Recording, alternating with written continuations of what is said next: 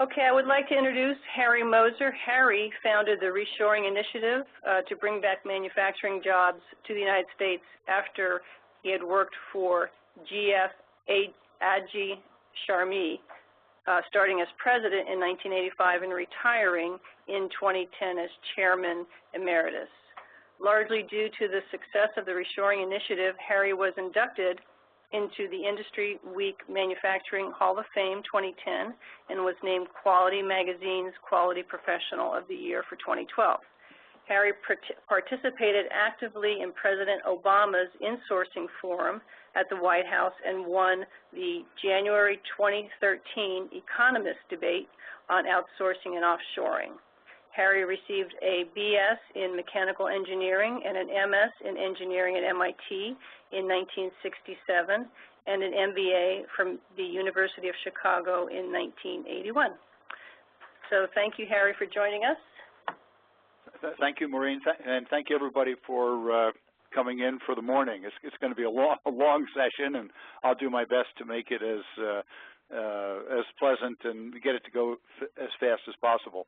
You know, to give you a little more background about me, I grew up in Elizabeth, New Jersey, so you might say right across the river, and the main industry in Elizabeth 100 years ago was Singer sewing machine. You know, almost everybody had a Singer at a time when people sewed at home, and the U.S. dominated world manufacturing. And my grandfather was a foreman there. My dad ran about a third of the factory, and the factory was the largest building in the world in its time. And I worked there during high school and college in the summers.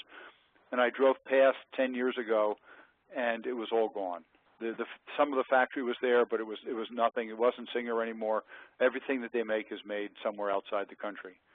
And I cried when I drove past for what we had lost. You know, my family tradition, the city, the state, the country, all the workers there, and subsequently in my I sold machine tools and foundry equipment around the country, and I'd repeatedly drive past machine tool companies that were gone, machine tool users, the textile machinery factories, the shoe equipment factories, all these things just gone outside the country, and that experience, that personal background was the motivation, one of the motivations for starting the Reshoring Initiative. So the title is, what I picked up here was Applying Reshoring and Total Cost in Pennsylvania. So it's to total cost, you might say, is the methodology, but reshoring is the logic, and you have to convince the companies to consider reshoring so that they will then use total cost to do the reevaluation to make the decision to bring the work back. I often call it to offshore or reshore, how to objectively decide, that's what a company would do, or how to help companies decide, which is what you're going to do, help them make that objective decision. So here's how I broke the time down. You can see I put a long time in there. 80 minutes is a frightfully long PowerPoint, but I pulled all the slides that I thought would be useful, that would help you have a good understanding of reshoring, of what's causing it, of the arguments about why it might make sense for a company, how to pick the companies, that kind of thing, and so it's long, but I think it'll be okay. I put in 20 minutes for Q&A, but I said any time. So when you've got the question, just either you yell out, because I can't see all of you, so you're going to have to yell or signal Maureen, have some way to let me know. We then have a break for 10 minutes. After that, I'm going to take you into the website, the Reshoring Initiative website, and take you especially through the TCO section, the total cost of ownership section, and if there's time, I'll take you through some of the other sections that should be helpful to you as you perform your responsibilities with this. I then have a tutorial on TCO. That's one of the sheets that you were given, and again, there's 10 minutes in there for questions anytime. And then SOP, Standard Operating Procedure suggestions. So these are my suggestions of how you might go about what I perceive your task to be, your responsibilities to be, as I understood it from Marine. So I put in the word suggestions, so I'm not telling you how to do your job, but I'm offering some ideas for how to do them. And then again, 10 minutes for Q&A anytime during that. So in total, it comes out to 3 hours. We're going to know each other well, at least you're going to know me well by the time this is over. So some definitions first. Very complicated, very poorly used terminology. We call it reshoring. Some people used to call it backshoring, and there's also onshoring and insourcing and home shoring and right shoring and probably 5 or 10 other terms. We've managed to get reshoring to be, I'd say, the major term, but President Obama insists on calling it insourcing. And so his microphone's bigger than mine, so you'll hear some insourcing out there. Basically, it's bringing back the manufacture of products that will be sold or assembled here. So we do not advocate companies try to make toasters here and ship them to India. We know that's just not economically viable. But in the same sense, we believe it's increasingly clear that most of what the U.S. consumes can be produced economically here, and that's increasing over time. Transplants are a similar logic. There's hundreds or thousands of foreign companies that do foreign direct investment, FDI, and invest here in the United States. And why do they do that? Because it makes more sense to produce the product where it's going to be consumed, to produce it in the market where it's going to be consumed.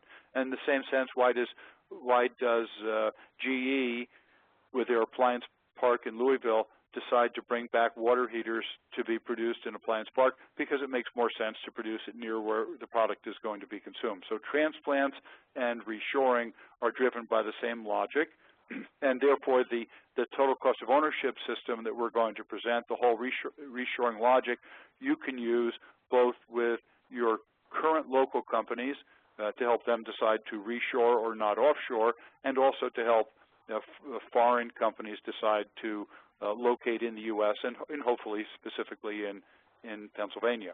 In general, we're talking about producing near the consumer. Caterpillar, for example, refers to this as localization. Some other companies call it regionalization. And again, for them it means producing most of what's going to be consumed in the market where it's going to be consumed. Now, the opposites of reshoring is offshoring. That's clearly the term for making things outside the country, but a lot of people, unfortunately, use the misnomer outsourcing. And that came, I think, out of the IT industry, because when they had work done in Bangalore in India, they called that outsourcing because there wasn't anybody to outsource to in the U.S. They just, instead of saying offshore outsourcing, they just said outsourcing. But outsourcing is a very poor choice because, as we were talking about before, part of your target is the suppliers, and when a company in Pennsylvania or anywhere has work done by a supplier, they're outsourcing. For hundreds of years, that's been known as outsourcing, and so it's important when you get into the discussion, when you talk to people, are you now offshoring? Well, that means having it made outside the country. Whereas if you say, are you now outsourcing, they could say yes, and it means it was being done 5 miles away in your town, and that's not what we're looking for. So here's a geographic representation. Reshoring is the green, it's the United States. The blue is nearshoring, so roughly the rest of NAFTA, and then offshoring would be everything else. And you know, my priority is clearly to bring work back to the U.S. But there is some work, again, this is like a caveat, you know, there's some work that is so labor intense that if you try and bring it back from China to the U.S., that the U.S. just isn't competitive. Our wage rates are still too high relative to Chinese.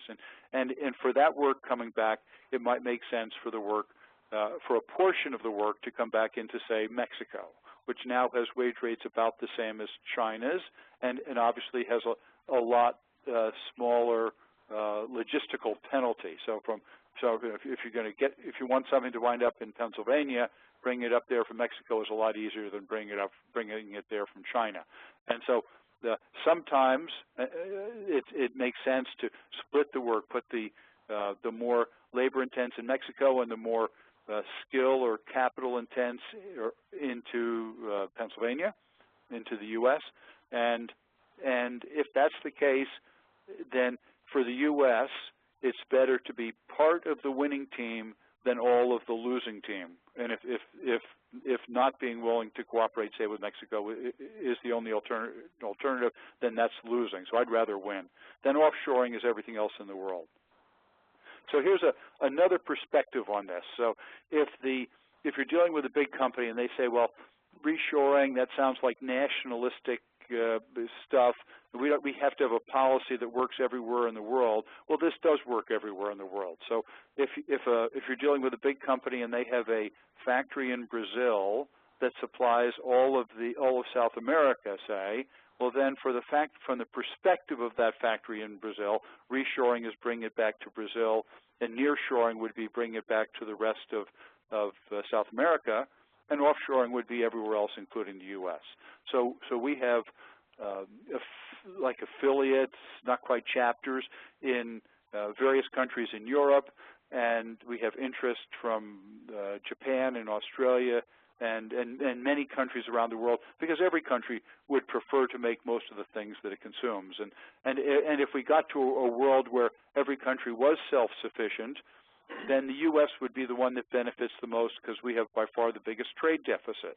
And therefore, a concept, a universal concept of localization works to the benefit of the United States.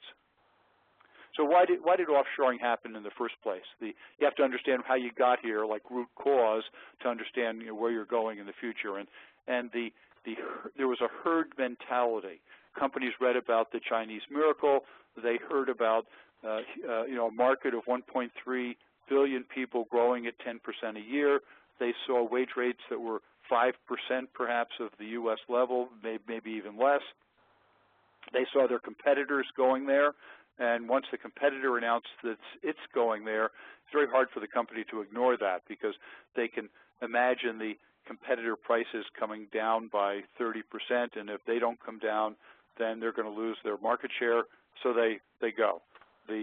Perhaps the company has a bad quarter, and the CEO has to tell Wall Street, well, the margins were bad on product X, but we're fixing that. We're going to offshore that to China or India or Mexico or somewhere. And they did that. So a lot of these companies were like a herd, sort of like a herd of lemmings, and they followed each other offshore, often not doing the homework properly to decide what should be done. So specifically, about 60% of manufacturers do not do the math. They don't calculate total cost. Instead, they use a simpler or rudimentary measure. For example, wage arbitrage, which says go where the wage rates are. So the classic case of that was Jack Welch saying, I'd like to put my my factories on barges and move the barges to the country that has the lowest wage rate and sufficient technology, and then when the wage rates around there get too high, I'll move the barge to the next country and then the next country. He never actually did it. A little more sophisticated would be purchase price variance, PPV.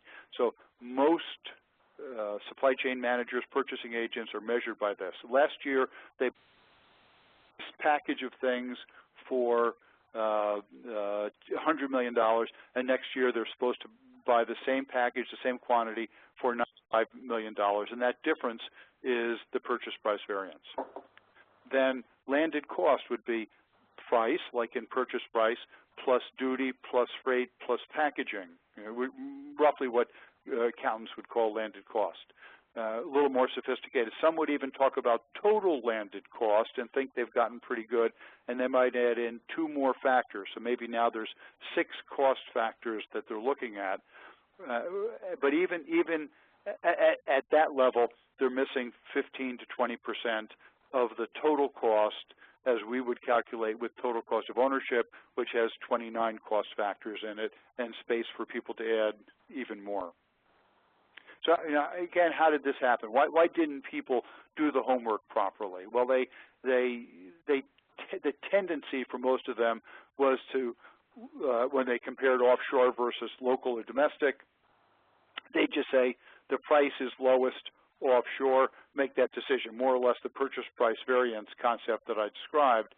And why did they do that? Because if they tried to be more complex, if they tried to do the math, they'd have a combination of price and risk and balance sheet impacts and impacts on customer responsiveness and lack of innovation. And when you have all those factors, it's rather hard for the supply chain manager to add risks to costs, to prices, to sort of probabilistic things and make a good decision. So they wound up, that's complicated, I don't know how to do that, so they tended to fall back to price. They also went back to price because typically their bonuses were based on this purchase price variance, and you can get a bonus for offshoring a product to China where you can't get a bonus for keeping it here, or it's harder work to keep it here and do lean and automation and employee engagement and training. It's a lot harder to do those things than it is to just offshore the work to China or India or somewhere. I'll often say China because China represents the majority of the offshoring, but when I say China in general, think that it could be India, it could be Indonesia, it could be Mexico, it could be anywhere. So in addition to the companies typically not having made the right decision, world economics have changed. So this is a chart of indexed unit labor costs for all of the countries for many of the countries, most important countries, and the definition of indexed unit labor cost is the wage rate expressed in dollars adjusted for productivity changes in the country. So for the United States, it's easy to see. It starts in 2000, and since 2000, very roughly, we've had 2% wage increases, 2% productivity increases, so the index stays at 100. For the U.S., there's no currency change, whereas obviously dollar to dollar. But for China, which again is the 800-pound gorilla in this, their wages have been going up at about roughly 18% a year. Depends whether you're on the coast or you're inland, depends on the skill level, depends on all kinds of things, but something on the order of 18% per year expressed in dollars. So starting from 2000, this says each year what was their percentage wage increase in their currency, and then let's say it was 15%, and then their currency went up by 3% relative to the dollar, so you multiply that times 1.03, and then you compound that year after year, and it turns out that China is now at 3.4 or something like that, 340, 3.4 times the unit labor cost that they had expressed in dollars back in 2000. And that's significant, and it's also almost surely going to continue. The increase in labor rates was due to I'd say two major factors. First, their economy has grown at 8 to 10% per year, which means the demand for labor has risen rapidly, both for services and for production, manufacturing. And secondly, they instituted the one-child policy in China about 35 or 36 years ago now. And as a result of that one-child policy, the cohort of workers age, say, 36 or less, prime manufacturing candidates, is roughly a half of what it would have been.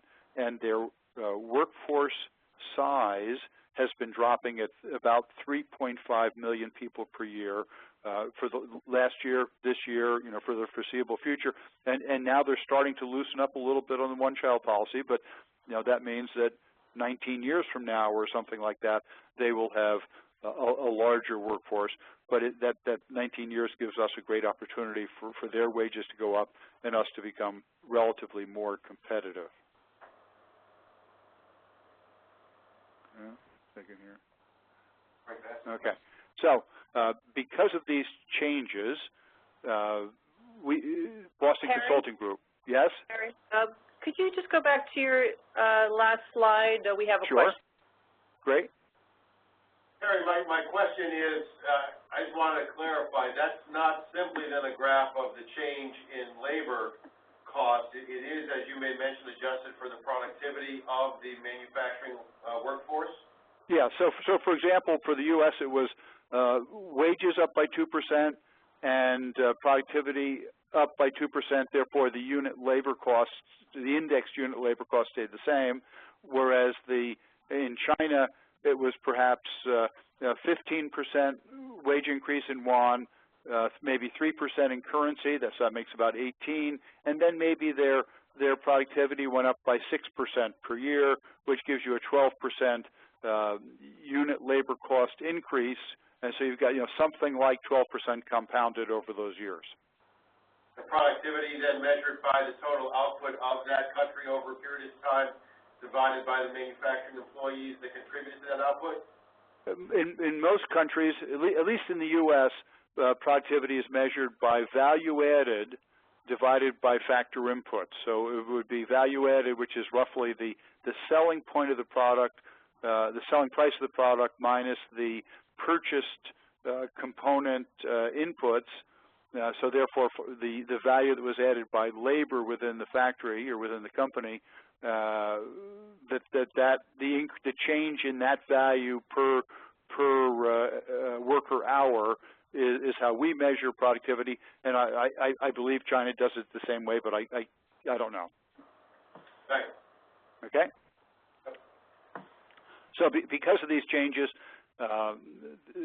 Boston Consulting Group, which has done a lot of studies on this, and I would encourage you to look at their analysis, because you can learn a lot from what they've said, and I'll be using some of their data later in this presentation.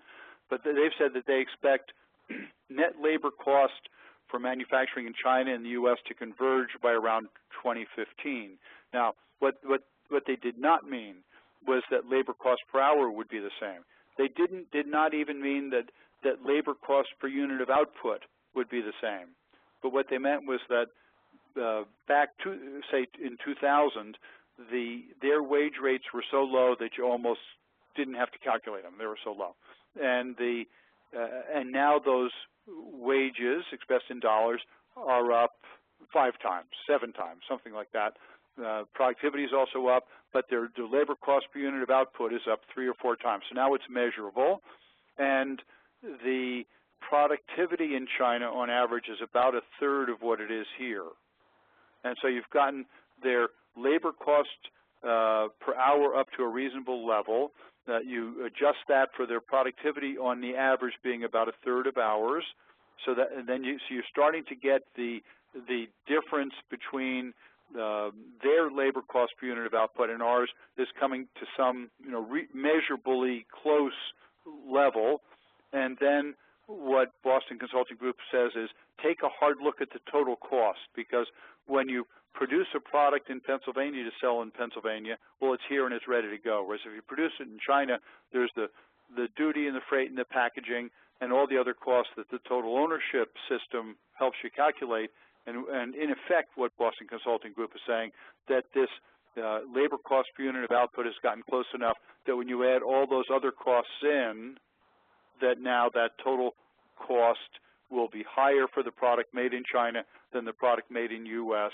And as they would say, for a certain group of what they call tipping point industries, and in general they've said by around 2015. Now they've been saying 2015 for the last 2 or 3 years, and the reality is that we calculate approximately 500 big companies that have already reshored. So it isn't like 2015, you flick on the switch and all of a sudden all the work floods back. It's obviously the companies that do the analysis and the work for whom that gap has closed soonest are the ones that have already come back, and then others will come back in 2014, 2015, and subsequent years. Another view on this Michelle Wyoka in the New York Times wrote that the Chinese were no longer, she said, just thankful not to go hungry. So where 50 years ago, 70 years ago, whatever, they were thankful to be alive. Mao and Chiang Kai-shek and the Long March and the Civil War, a lot of them died. And maybe 10, 15 years ago, they were thankful not to go hungry. But now the average Chinese worker has access to the internet. They can see how manufacturing employees in the U.S. have a house and a car and maybe a snowmobile and 2 or 3 kids, and they're living a pretty good life, while the worker in China is often living in the dormitory, and they ring the bell at midnight and tell them to get up and go to work, kind of thing. And so they're working their way up Maslow's hierarchy of needs.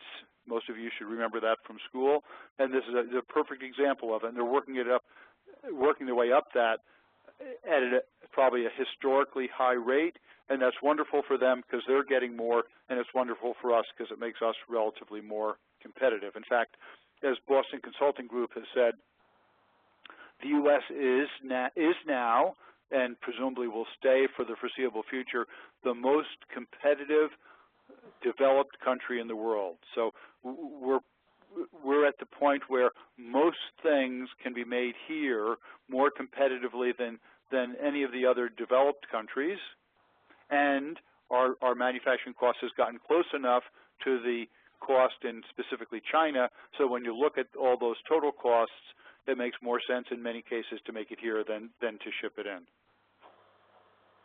So the Reshoring Initiative, the group that I founded and lead, provides a series of tools that can be helpful to companies that want to do this and to you who are out there helping them do it. So first is this total cost of ownership, I'll say TCO, software that companies can use to make the analysis, suppliers can use to convince them to bring things back, and you can use to help convince both of them.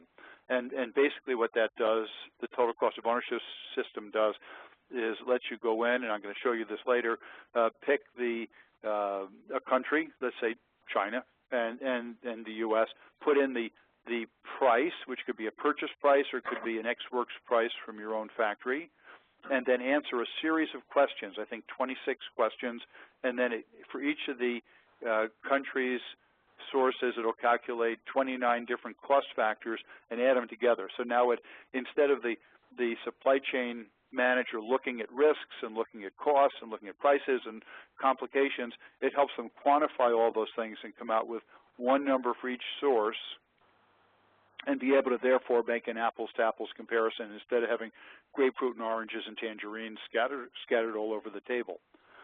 So that's our main deliverable, you might say, and the main tool that we're here to help you know how to use.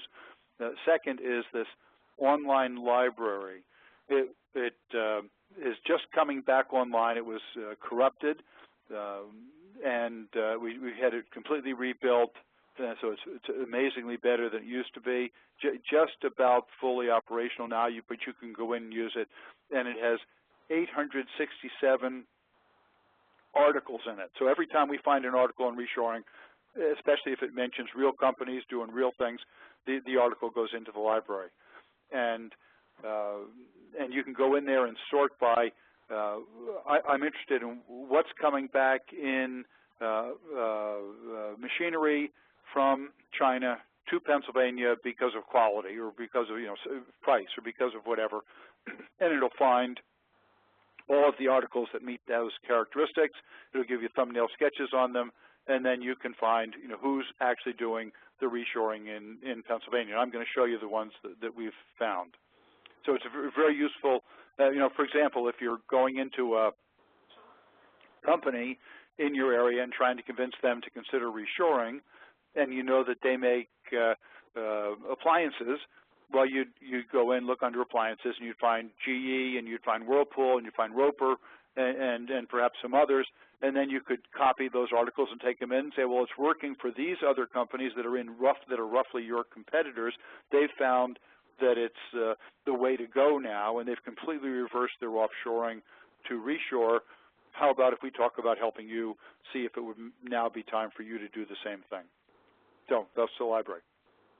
Case studies template is a place to report reshoring cases. So we encourage companies all over the U.S., actually also Canada and Mexico, to come in and report their cases of reshoring. And there's a template that you fill out, and it winds up, you're putting in, this company brought back that product, perhaps to sell to this other company, using perhaps this machinery, perhaps helped by NEPIRC, et cetera, et cetera. So you got a little something in there for everybody, and you put in links and logos and pictures to fill it out, and then it creates a PDF that we post, and you can post, and each of the companies can post, and the equipment supplier can post. And the idea is to increase the visibility of what's happened and to show the competitiveness of the region. So, for example, if Pennsylvania had by far the most reshoring cases posted, then one might reasonably assume that Pennsylvania was the most competitive place to produce things in the United States. So a useful tool. We provide motivation for skilled manufacturing careers. So if you think of the average high school student, or a good high school student coming out, graduating over the last years, and someone said, why don't you go into manufacturing? Why don't you become a tool maker? Why don't you become a precision machinist or a chemical technician? And a logical, understandable answer on their part would be, I've heard so much about offshoring. My uncle lost the job at the mill. I hear about post-industrial society. I think I'll become a teacher, or I'll become a postal worker, or I'll become a doctor. I'll do something. But manufacturing, that sounds pretty risky place to get become an apprentice, get 4 years of training, and then come out and find I never can get a job. So it's a very understandable response, and that tends to also drive the guidance counselors to not recommend it, and drives the superintendents to shut down the programs because there aren't enough applicants for them. And yet, for reshoring to succeed, we need a larger, more competent, better trained workforce. I think it was implied in Maureen's slides.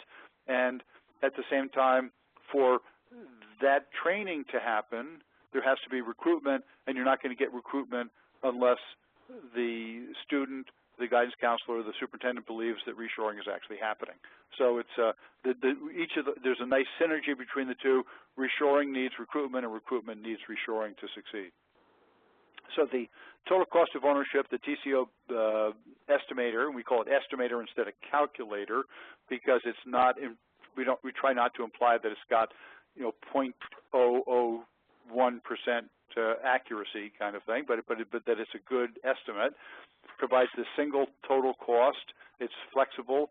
All the values are user selected except for freight. We have freight built into Chicago. It looks at 29 cost factors, has freight rates for 17 countries.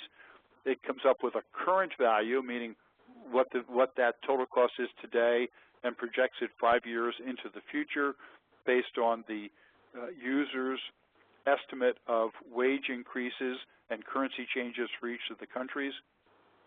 It's got explanations, references, it's got instructions, and it's free. So it's free for the companies to use, it's free for you to use to advise the companies, and so it's a very logical thing to do, we believe. And it's so much better than just looking at price. Now it's not as good as having a big consulting company come in with a $100,000 contract to do the analysis, but it's free and doesn't take too long to do. So it's for most decisions, it's the right tool.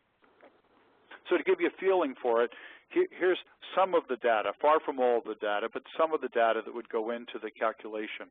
So obviously starting with price, like the Chinese price in this case was 70, in the U.S. was 100. Quantities, weights, frequency of shipment, all kinds of sort of hard things that would help calculate the sort of landed cost portion of this, and the duties, freights, all those kinds of things. And then some more qualitative things like product liability risk, intellectual property risk, impact on innovation, the fact that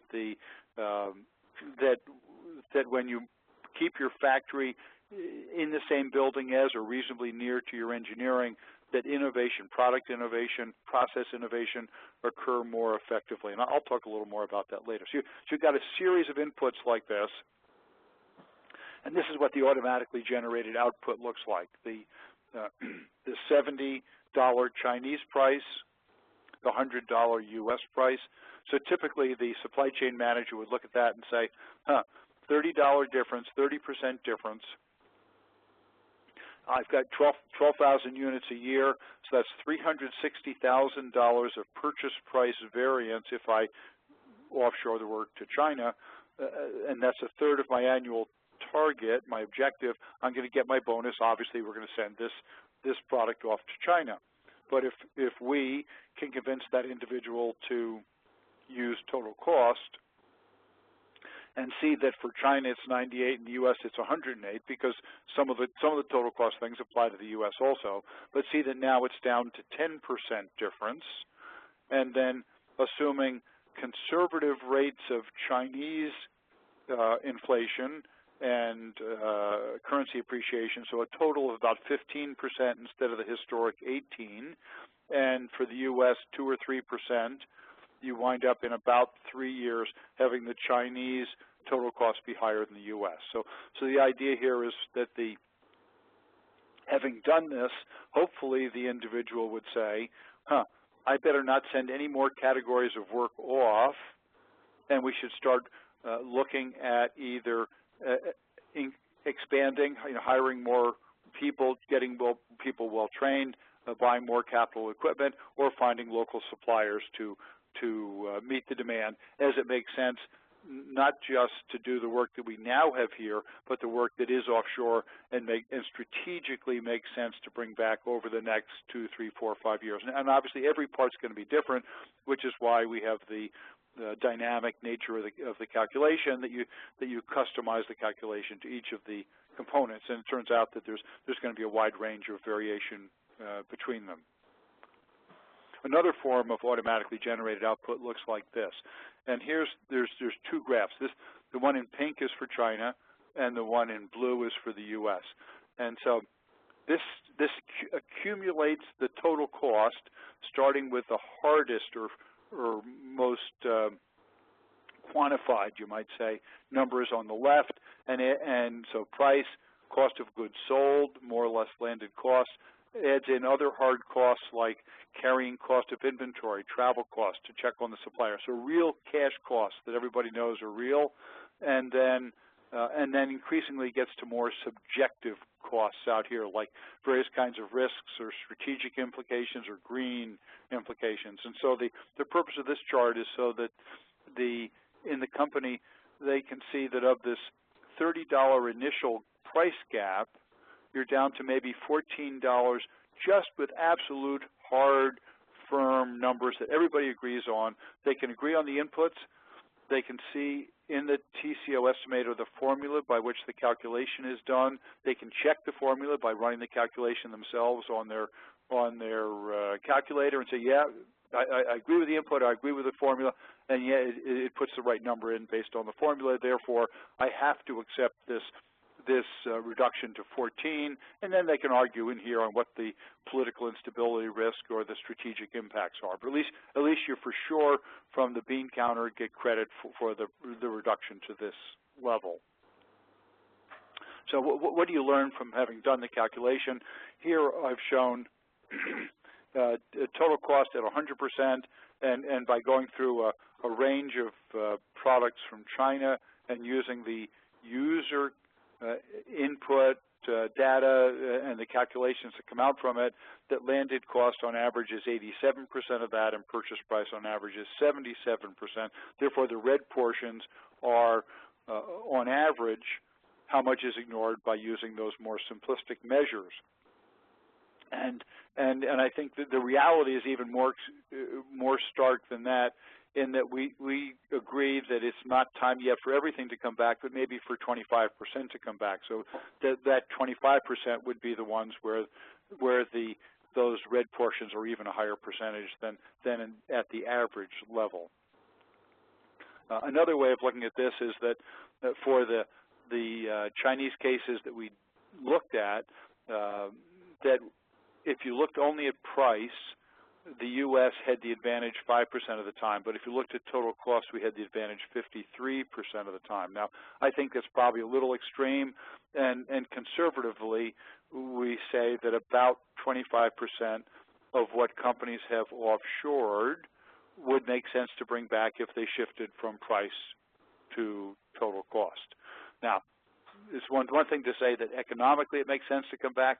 It's another if they have just built a $100 million factory in China or India or somewhere else, and now there's sunk costs that they have to deal with, and another $100 million factory over here they'd have to build, and therefore it becomes more both economically and politically difficult to make that decision. But at least on the raw cost basis, it looks like about 25%. So most of you, I assume, are pretty competent at lean, and Deming said, end the practice of awarding business on the basis of price tag, instead minimize total costs. So he was really good and really famous, so he could say in 2 sentences what I'm going to take 3 hours to train you on. But the basis is clear, and how could any company disagree with the logic that he's expressed there? But almost all the companies that have lean programs and claim to be doing everything right just totally ignore what he said here. So it's so from very, I think, a helpful thought from you from your lean background. And here I've taken the 7 Toyota wastes, which is how a lot of people go about lean, and shown how offshoring contributes to each of those wastes. So how the offshoring makes waste worse. So you can go over that in detail. I can answer questions anytime. It also, as I mentioned, impacts innovation. So Professors Pisano and Shi at Harvard Business School have been very visible and very popular for having pointed out that when you shift manufacturing offshore and you separate it from engineering, that it has a negative impact on what they call the industrial commons, the sort of the clustered collective capability to sustain innovation, both for the company itself and for the country as a whole. And I'll give you some more details on that and examples later. You're in Pennsylvania. Pennsylvania has shale gas, I think. You've done fairly well with it. And the American Chemistry Council has pointed out that there's huge investments already underway and coming as a result of the shale gas. And so ignoring the investments in the pipes and in the wells and all that kind of thing, this is the investment in the chemical industry to do the refining of the shale gas into plastics, polyethylene, polypropylene, eventually PVC, for example, fertilizer, all kinds of things. So they project about $100 billion with a B dollars of investment, and finally about steady state employment to operate the facilities of about 47,000 manufacturing workers. So in addition to what I conclude based on currencies and Chinese wages and everything else, there's going to be 47,000 roughly of these people just due to the shale gas phenomenon. And some of that, I'm sure, will be in Pennsylvania. Another impact of offshoring and reshoring is on product strategy. So as you separate engineering from manufacturing and manufacturing from the marketplace, it tends to drive the company towards commoditization. Whereas when you bring them together, it's much easier to have product differentiation or mass customization to get towards the goal of producing in a quantity of one, but with a cost that's approaching that of producing in quantity. And you can do that when your manufacturing is right nearby, because the customer comes in and says, I want it in green, I want it a little bigger. You can do that pretty quickly and get it to them quickly, whereas if it's got to be done across the world, much more complicated to organize, and then takes much longer to deliver. There are counter-arguments, so just to be somewhat balanced on this, we definitely have skilled labor shortages. We have shortages of experienced management in many categories. There still is currency manipulation, the Chinese, the Japanese, others holding down their currency to make them relatively more competitive. We, in some cases, have an insufficient ecosystem. So Steve Jobs was asked, why don't you bring manufacturing of your products back here? He said, not enough of the components are available here to support the assembly of the product. There's a cost of transition. You've got the work over there. You've got a factory there. Do you have to shut down the factory? You've got all your tooling over there. The tooling may not be compatible with the U.S. You may not be able to get the tooling out. There's a lack of scale. China especially has built huge factories, in some cases 5-10 times our biggest, and because of that scale, they can produce more, and they can produce, in some cases relatively efficiently. There's a lack of political commitment. The politicians talk about manufacturing, but they really haven't done enough to make it happen. So there are counter arguments that might give a company hesitancy, but it sounds like you've got some things going with the skilled workforce effort, and I believe that's the single biggest problem. And if you do a good job of overcoming that, then I believe you will be successful. So here are just a small sample of the companies that have publicly reshored. So you can see some of the real big hitters up here: Apple and Motorola, which is now part of Google, GE, Ford, NCR, Caterpillar, Whirlpool, the A team, so to speak, the big OEMs, and then smaller OEMs like say Master Lock or Scoville, and then contract manufacturers, outsourcing companies. This Wright Engineered Plastics is a injection molder or contract injection molder in Santa Rosa, California. And Ace Clearwater Enterprises is a metal fabricator for the aerospace industry, also located in California. So I put these in here to emphasize the fact that when, let's say, GE or Caterpillar decides to reshore, well, they made the decision, but in many cases, as many workers, as much production will be done at their suppliers, at the contract manufacturers in the U.S., as will be done at the assembly plant of that big company. So it's important to look for the benefits to those contract manufacturers and to help them work with the big companies to bring the work back to them, in addition to bring it back to the OEM's factory itself. So the best known case, the one that's been best documented by far, is GE with its water heaters, refrigerators, and washing machines. And most people talk about the water heaters. Came back to Louisville, Kentucky, a facility that had once been a crown jewel of GE, had maybe 20, 30,000 people at one time. The parking lot is so big it has traffic lights in the parking lot, heavily unionized, had not been significantly profitable for years, and to the point where GE was trying to sell it for a decade and was unable to do so. Nobody would buy it. But they brought back, I think they started with the water heaters, brought them back, and have hired 1,300 people, spent something like $800 million on the facility, and Jeff Immelt, the head of GE, has come out and said that offshoring is history for GE Appliance. So just a very strong statement, a very strong move. And to look at the reasons behind this, two of the key reasons. One was ease of design collaboration with the workers. So they brought samples of the product that was being made in China over, put them into a war room, and they had the factory worker, the foreman, the fixture designer, the manufacturing engineer, the design engineer, the marketing people, all got together and worked for a long time on this. And they were so successful that when they were done, the thermal efficiency of the product was improved. The quality was improved to the point where warranty costs came down. And because they had simplified the design so much, despite the higher U.S.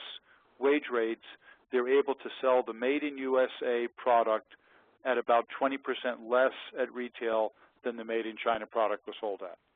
So just a total win-win, just a wonderful reshoring case. Second point, the Chinese cost, when it was all done, the Chinese cost was still below the U.S. cost, the ex-works price cost. And yet, despite that, when they looked at all the costs, all the inventory, all the delivery problems, all the extra issues that they had, quality, et cetera, that they were able to sell the product. They are now able to sell the product for 20% less made in the U.S.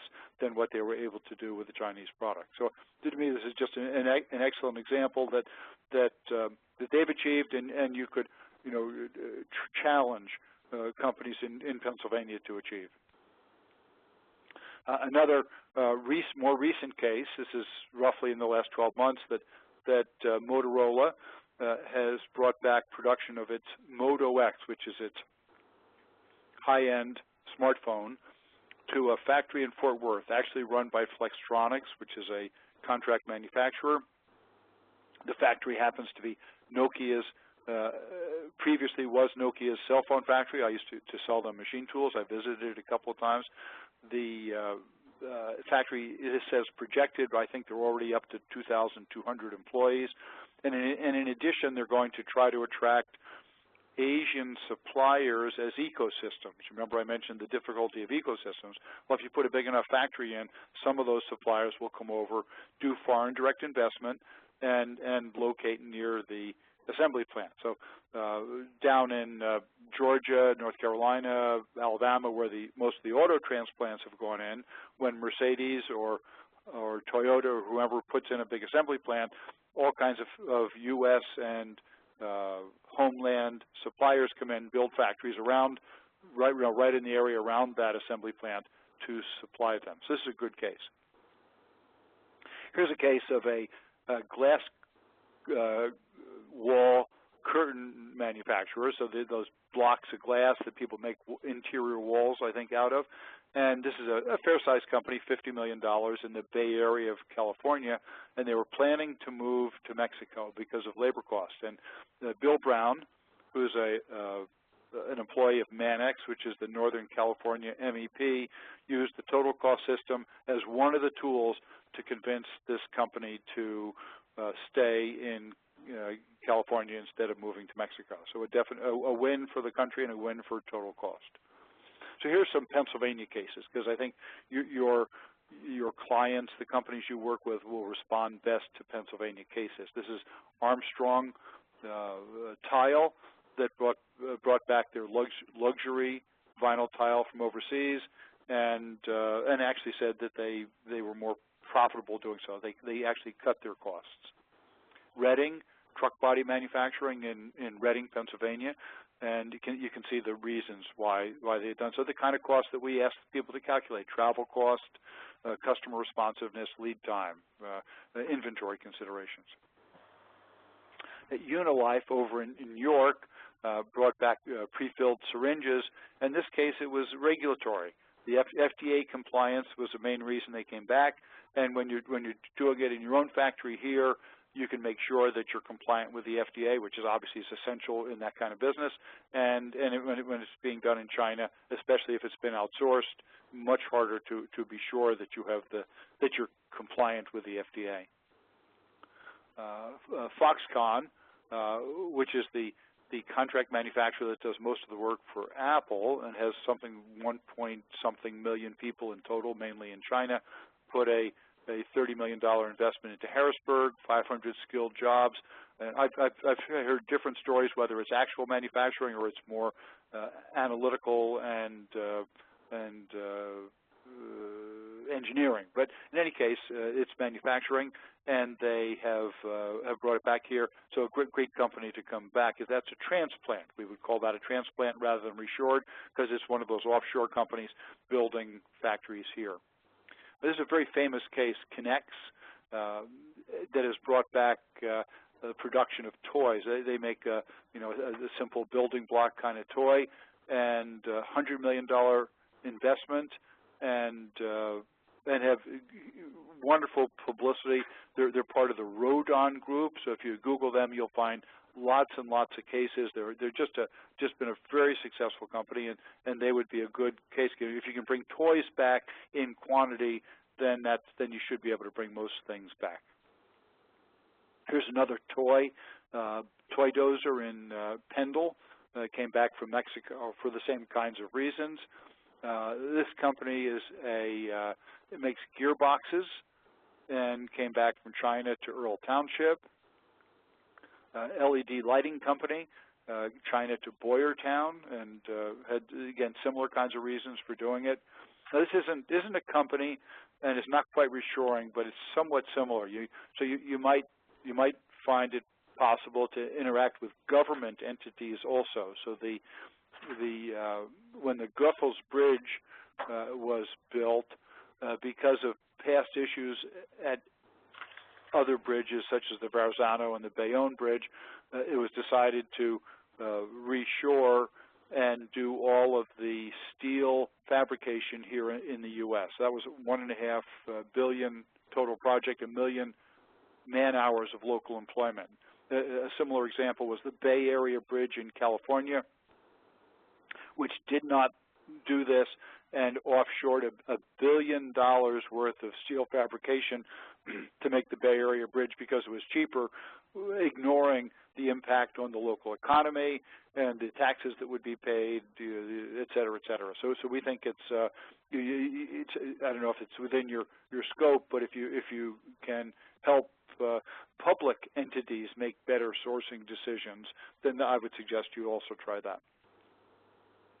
Here's a case of GE bringing back light bulb production to Ohio, and I put this in because they're one of the suppliers to Walmart, and Walmart has announced a 50, that's 50 billion, that's with a B, U.S. manufacturing increase over the next 10 years, that they're going to buy an additional 50 billion from U.S. Production than they would have if they'd continued on as they were. And this is one of the cases of that. This is a lock and hardware company that's also supplying them. This is just a case of Whirlpool. It doesn't fit into that, but it's an excellent case of Whirlpool in Ohio bringing work back. In addition, there's I think a total of about 12 or 13 companies so far that have announced this Whirlpool, that they're going to be manufacturing here in the U.S. for Walmart to meet this objective, and so far they've already reshored something like 1,300 jobs at the OEM level, which I would say means an additional 1,000 or so at the at other levels, such as suppliers. So here's circuit boards, the kind of thing you think would be lost, and here in Illinois, companies brought back substantial production of circuit boards. I know another company called Zentech in Maryland that has done the same thing. This is one of my favorite cases. Bailey hydraulic cylinders was making them in India, brought them back to Tennessee, and the reason I find most interesting, before, if they had a quality issue, they didn't know where they stood. So you can imagine you get a container over, and these are big hydraulic cylinders, and you open the container up, a big freight container, and most of the cylinders are bad. And you say, wow, our deliveries weren't good, and now we've lost this container, but there's another one a week behind that, another week behind that, another week behind that, and now you sit here and you say, I wonder if those are good or bad, because if those are bad, we're really, really in trouble. If those are good, somehow we'll survive. So how do you make the decision as a company to proceed, because you cannot get into those containers buried on those container boats coming over. So you've got, let's say, 3 weeks or 4 weeks in transit from India. There's no way to figure out if those really are good or bad. So how do you make the decision whether to wait, in which case you could just be out of business, or do you fly to India, make sure you're making good ones, and start air freighting them over at a freight cost that wipes out all your months or your quarter's profit, because you don't know what the quality is of the ones that are in the container, in the subsequent containers coming over that are already in the pipeline. And so how can you make that decision? Very hard to make that decision, whereas if you have your own factory here, or if you're getting them from a local contract manufacturer, you drive down there, you make sure you fix the problem. Maybe you have a day or 2 days worth of bad production, but you don't have this total uncertainty of a month or 2 months of pipeline. So here's that Walmart case that I was talking about. Walmart, again, buying the $50 billion. So one of the things I'm going to suggest in the SOP section is to identify current and prospective Walmart suppliers and work with them to meet that demand of Walmart, because $50 billion is a lot of money. As I mentioned, GE, I think I duplicated that. Nah, too much duplication. Here's a case of Walmart buying from 1888 mills in Griffin, Georgia. And Walmart went to 1888 mills and asked them to produce huge quantities of high-end towels for Walmart. And the company responded, we can't make those in our existing facility, and we're afraid to borrow that much money and expand the facility to meet your demands because you might cut us off in a year or 6 months. And so Walmart gave them extended terms so that the company could feel confident to borrow the money to expand to meet the demand. So I put this in to show that Walmart is serious about this, and that there's really helping the companies make it happen. And therefore, it's a kind of example you might use with your local suppliers.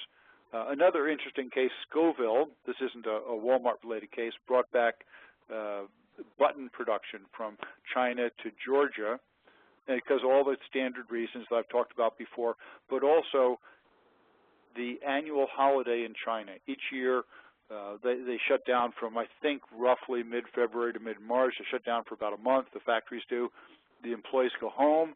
Typically, that means they go back. They go west. There's an annual migration of like 100 million people get on trains.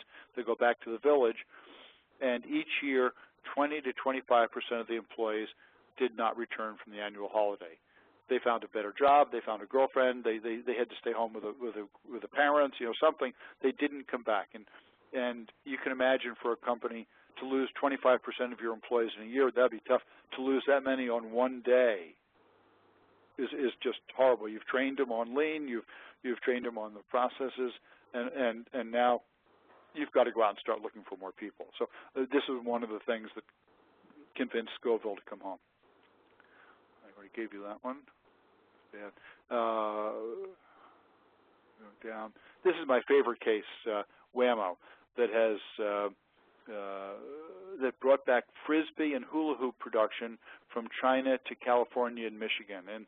And the reason I put that in is that Frisbees and hula hoops are simple things, the kind of toys you'd think would be made offshore. And California and Michigan are not the least expensive states in the U.S. to do manufacturing. So if you can bring toys back to California and Michigan from China profitably, then somewhere in Pennsylvania you should be able to find a home for almost any product that's made offshore and be profitable with it. So surveys increasingly show that manufacturing is happening, is succeeding. Boston Consulting Group, maybe 10 other groups showing significant increases in the percentage of companies that are actively reshoring. MFG.com, which is a business-to-business portal, brings buyers and sellers of contract manufactured parts together. In a survey in 2012, found that about 40% of those contract manufacturers had done at least some reshoring in the first quarter of the year. Then surveys increasingly are also showing that consumers are preferring to buy a made-in-USA product. So it might be that the way you convince a company to reshore is to, especially if they're making a consumer product, is to show them survey data showing that consumers increasingly are preferring to buy made-in-USA products. So in addition to the having them do the cost calculation properly, if they believe that they can sell more or maybe at a slightly higher price with the Made in USA label, then that might be what puts the whole deal together. In total, we calculate that about 80,000 manufacturing jobs have come back since January 2010, and that's about 15% of the total growth in manufacturing jobs. So manufacturing jobs hit a low in January 2010.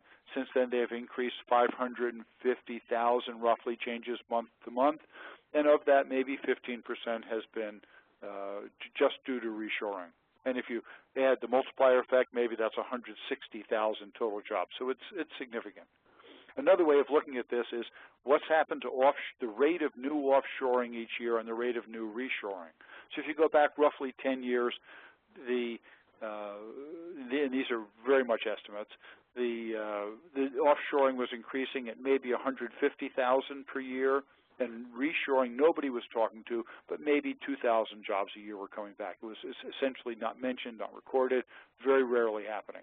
And now, new offshoring, so the new categories of work going offshore, maybe is 30 to 50, and new reshoring is maybe 30 to 40,000. So we've gotten the two in balance instead of having a ratio of say 50 or 75 to 1 between offshoring and reshoring. So we claim that roughly the bleeding has stopped, that we now balance off the offshoring and the reshoring, but now the challenge is that there's 3 or 4 million manufacturing jobs still offshored, and the challenge is to bring them back. And we know it's not going to happen in 1 year. It's going to take, it took 60 or 70 years to get here, and it's going to take 10 or 20 or maybe even 30 years to get them all back. But that's, you know, that's where but we think we've made a good start by stopping the bleeding. So what industries are most likely to reshore? So Boston Consulting Group points to their tipping point industries. Those are the ones that, by Boston Consulting Group's calculations of wage rates, productivity changes, currency changes, total costs, differentials, that these are the categories that will be most likely to increasingly reshore over the next few years. So you can see quite a good range there, but somewhat of a tendency, I'd say, towards the heavier things: machinery, furniture, fabricated metals, transportation goods, things like that, appliances. Okay. Here's another look at this, and this is a little more detailed. This is put out by Booz and Company. That's B-O-O-Z and Company, and this, I'm going to show you two graphs. This is for exporting, and if you look at there's various industries like food up here, or chemicals, machinery, okay, and where they are vertically, so relative to the y-axis, says how competitive is the U.S. industry exporting to China. And so what I do, I draw a line through the center here, and you come out with about minus 30%, which means we're 30% not competitive exporting to China. But if you go down to the next slide, which shows competing in the domestic market, and you take the same groups and you draw a line through the center, you come out with about 0 or plus 10%, which means our companies are about 10% competitive competing in the U.S. market versus Chinese imports. So how can it be minus 30% when we ship to China, and plus 10, you know, to our advantage when we're competing here?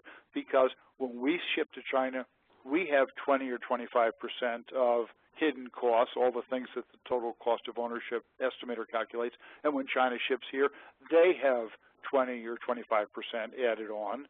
And you add those two together, and we're roughly 40 or 50% more competitive competing in our own market than we are specifically competing in the Chinese market. Now, the differentials would be smaller for Canada, Mexico, and other places that are relatively close by. But I think, you know, seeing that difference on these two charts, I think, is a good indication of the power of looking at total cost and the advantage of convincing companies to consider reshoring. And then also, again, you can see which industries make the most sense for competing here in the U.S. So we believe this is the fastest and the most cost-efficient way to strengthen the U.S. economy. We're convinced is much more efficient than increasing exports. Nothing wrong with increasing exports, but we believe this has a better return on investment, more efficient than stimulus programs, more efficient than anything else any of the politicians would come up with, because instead of the company and the worker fighting over the size of the pie, instead we increase the size of the pie because we pull the pieces back from China. So there's more there there'll be more here for everybody. Again, versus exports, and I know the MEPs and others have focused very heavily and successfully on helping companies export.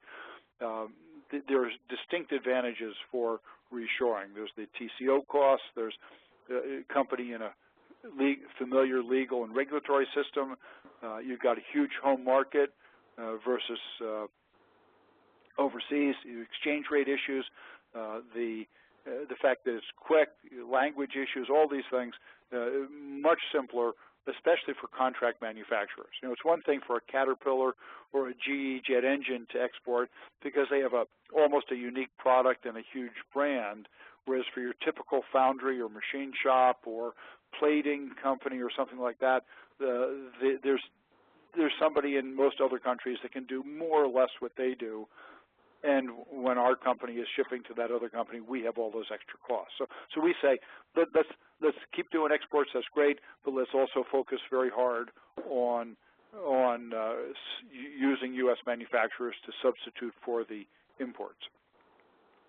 So what I showed you from Booz and from Boston Consulting Group was how they forecast things will happen. You know, Boston Consulting Group says what should happen by 2015. Booz says what's the theoretical advantage in different industries. What the Reshoring Initiative puts together is what is actually coming back, what has been coming back. So here's an analysis we did that looks at the number of articles, in this case, is on different NAIC code industries, and you can see the predominance is things like appliances, transportation equipment, machinery, again, relatively heavy things. Now there's a fair amount of plastics and rubber and fabricated metal parts, so those contract manufacturers, but in this, when this is mentioned here, it's mentioned as coming back as a casting, whereas a lot of castings come back when we shift transportation equipment, machinery, and other things like that back. So there's a lot of those components that go into those larger assemblies. Here's the reasons why companies reported bringing work back: wage and currency changes, quality, warranty, rework, freight cost, delivery. So mostly the hard, quantitative, measurable things that we talked about. As you go down to the bottom, you see green and natural disaster risks. So relatively fewer of these things down here, relatively more of the up here. Most of the work came back from China because that's where most of it is. Very little from Europe. Why the difference? China's had wage rates going up faster. Also, we have longer-standing relationships with Europe. Also, I think U.S. companies more likely built their own factories in Europe, whereas they outsourced into China. And it's easier to end the outsourcing relationship than it is to shut down a factory. So a host of reasons, less intellectual property risk, obviously in Europe. So a host of reasons why Europe has been relatively immune to this, whereas China, for example, has been subjected to it. And therefore, Chinese imports, where you would have said in the past Chinese imports were a place to stay away from, maybe China is the place for you to look. The Northeast, which you're part of, has been lagging in this. Here we take the number of cases reported and break them down by regions of the country, and you can see the South got the most, the Midwest got a good chunk, and then the West, California, surprisingly, getting, I think, had the most reported cases, and then the Northeast lagging behind. And now, the actual number of cases we know of now are greater than this, but we haven't had a chance to resort and come up with these new numbers. But the pattern is still going to be roughly the same, that the Northeast has not done a good job reshoring so far, which is why I'm pleased that your group is going to make that happen in Pennsylvania. Harry, I have a question. Yep. So with that last slide with the Northeast lagging behind, is it just really an education issue? Is that why? Could you give us your opinion as to why you think the Northeast is lagging?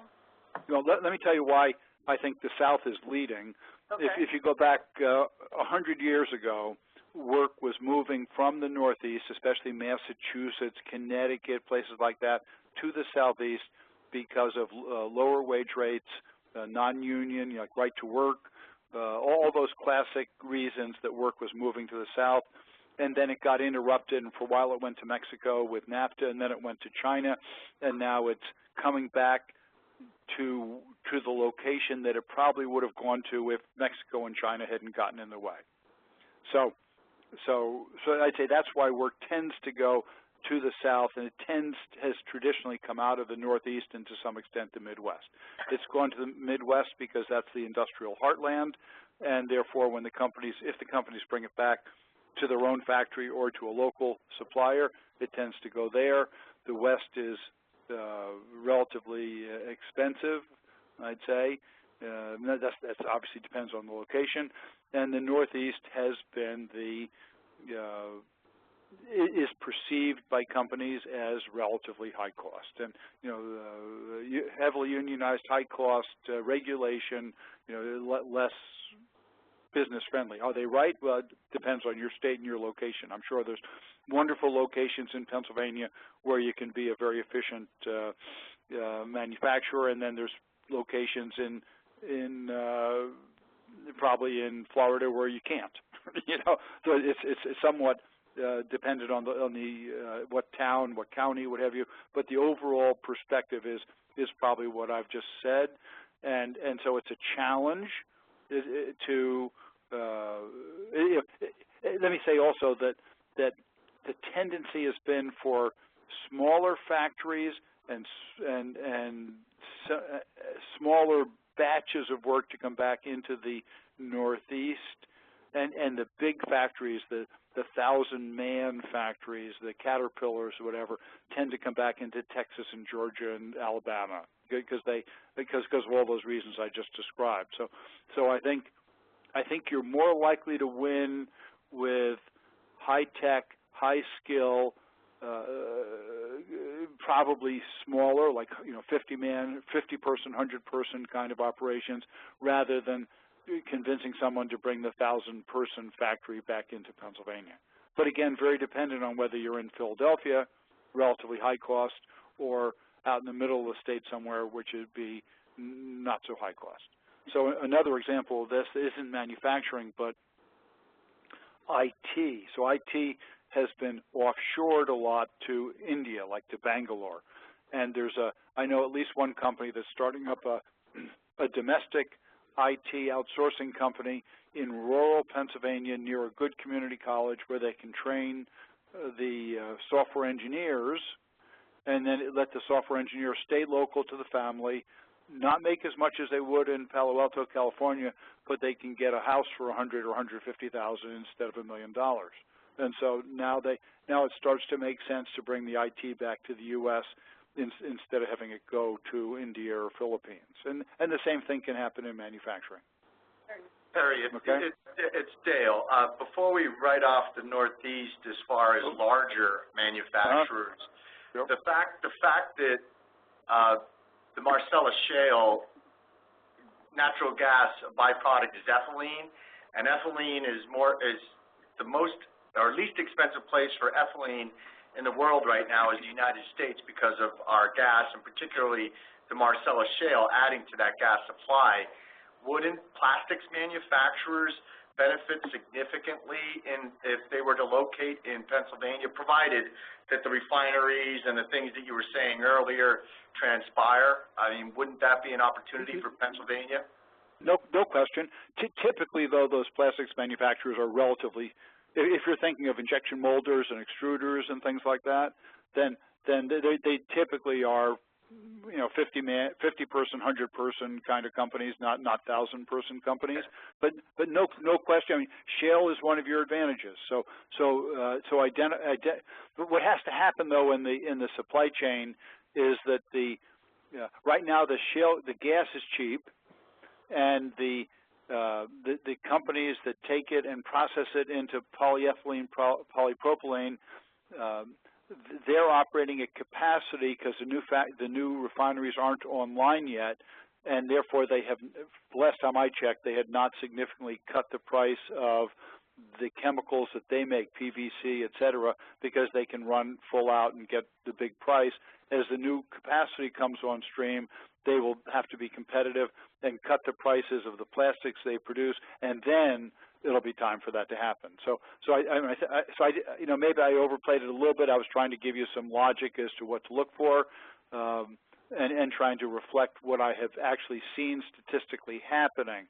But certainly plastics is a wonderful place to go, and I'm not discouraging you from looking for the big companies. I just don't want you to, I wanted to try and help you think where you're most likely to win. Yeah, and so you basically think that opportunity is going to be based on the refining capacity? But the refineries are clearly going to be where the gas is, and especially until they get more pipelines built to move it more around the country. Obviously, there is shale gas in, there's maybe 5 of these formations that have the shale gas. Although, and therefore the same thing that we said about plastic that's true in Pennsylvania is true in Ohio and in Texas and in North Dakota and various places around the country. So it isn't. So Pennsylvania wouldn't be the only possible place to do it.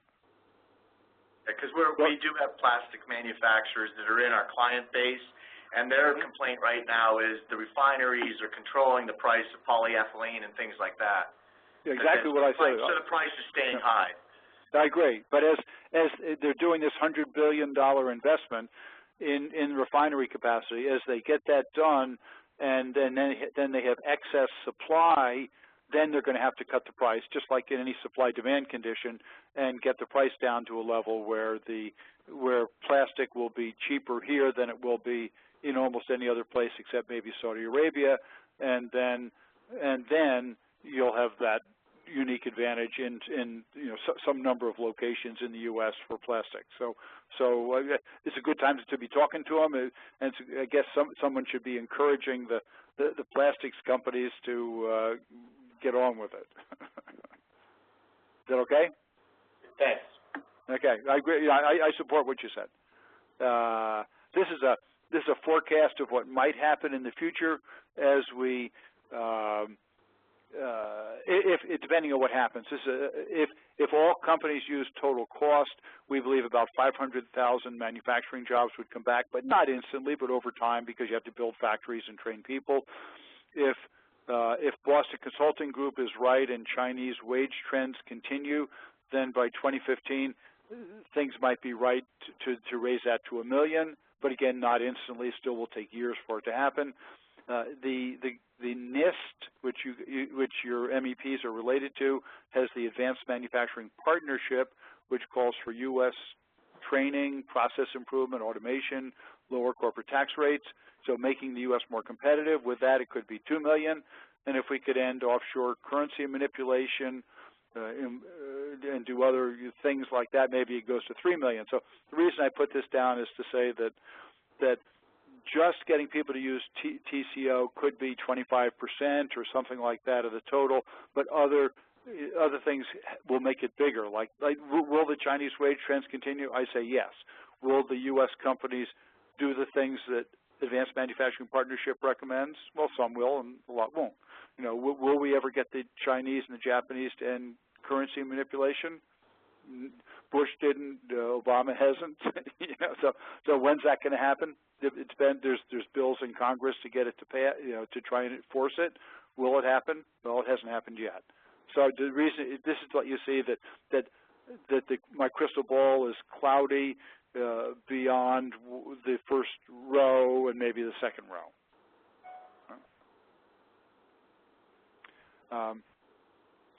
Economically, David Autor, professor at MIT, has contradicted some of what we learned about Ricardo. You may recall Competitive Advantage, written up by a famous economist, Ricardo, who said that things should be made where they're most efficiently made, and if you do, and then if you trade, everybody's standard of living goes up. Like you should get codfish from Massachusetts and coal from Pennsylvania, I guess, and grain from Illinois. And then everybody trades and everybody comes out ahead instead of trying to raise codfish in Illinois. And so he said, yeah, historically that maybe made sense, but when he actually looked at what happened with offshoring, that the incremental unemployment and other benefit payments is about equal to the consumer price savings. So it looks like the U.S. did not benefit from offshoring, even though China, India, Mexico, and so on clearly did. So there's increasing willingness to reconsider, and to, hopefully the government will get more involved in trying to make this happen. So because this has economic relevance, the Commerce Department 2012 budget specified the promotion, encouragement of total cost of ownership. Congressman Wolf of Virginia leads the House subcommittee that controls the Commerce Department budget, and he put that into their his subcommittee put that into their budget for 2012, and as a result, there are now 4 links on various Commerce Department websites, significantly MEP links. The most important of which is ACE Tool. So you see the link here, and if you go to ACE Tool, you'll find that there's maybe 20 pages of data that can be helpful as input data into the total cost of ownership estimator. So I worked with them some, gave them some advice. He did an excellent job of coming up with the kind of data that most companies would have difficulty coming up with to answer some of the tougher qualitative questions, like political instability risks, natural disaster risks, quality differentials, travel costs, some of these things. So I encourage everybody to take a look at that site and be familiar with it, because it's another free tool that you can bring to your clients. I've done 6 rounds of national MEP webinars and 8 to 10 local MEP presentations and webinars. Did a webinar about 3 years ago for Mantech out around Harrisburg. Congressional hearing on this, worked a lot with Select USA, which is the foreign direct investment arm of the Commerce Department. So we've had nice, I'd say, nice support and nice involvement with the Commerce Department. Back in January of 2012, I was in my office and I got 2 calls from Washington. One was the U.S.-China Economic and Security Review Commission, and the other the White House National Economic Council. And so I said to myself, wow, if I'm going to get 2 calls from Washington in one day, I was glad it was these 2 rather than the FBI and the IRS. And so they resulted in my attending and participating in the insourcing forum at the White House. So this is obviously President Obama, and this is Harry. And you can see, if you look at my picture in on your screen, I haven't grown any hair since then. So when I send this out to people that don't know me, I say I'm the bald guy to whom the president is speaking. And at that point, I was giving him some tips for the State of the Union message that was coming up in 2 weeks, but my tips did not make the cut for the message. And then that afternoon, there was a panel on C-SPAN, and this was Karen Mills, who was then the administrator of the Small Business Administration. This fellow runs MasterLock. Lady brings back call centers, and this was the bald guy here making a point. So what can you do? You can use the tools to help companies decide to reshore or not offshore, so both in-house or outsourced. Everything's free at the website. We have archived webinars and videos you can use to inform staff and clients. You can engage actual or potential Walmart suppliers. They're under pressure from Walmart to provide more U.S.-made product, and on the one, I'm working with one, and they said, well, on one hand, it's going to be tough to get the U.S. price, as low as it was when I was bringing it in from China, and so it'd almost be worth not doing it. But if we don't do it, one of our competitors may do it, and then we've lost the business entirely. So if you have any actual or potential Walmart suppliers, they should be sensitive to this. You or they can post a link to our website to get people to think about reshoring. You can call on me to speak out there. You can submit cases of reshoring for publication and posting. I mentioned our case studies template. We can also get things published in the manufacturing magazines, and I use the cases in my presentations like you see here.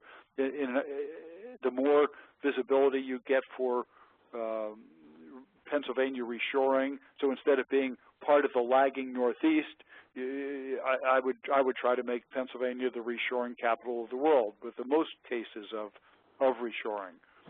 If you find any big U.S. companies that are, say, middle-sized, visible U.S. companies that let you help them use the total cost of ownership system, I'd love to find out about it. We have some references now, but we need more because it's as you know, references help to convince the next client.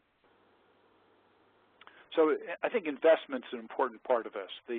A company might be offshoring and trying to decide, should we, or let's say they're producing here and they're trying to decide, should I offshore it because I know I can buy it for 20, 30% less than I'm making it for here, or should I invest in automation, invest in lean, call the MEP in to help me, send my workers to the community college to be trained, do automation, do all these things.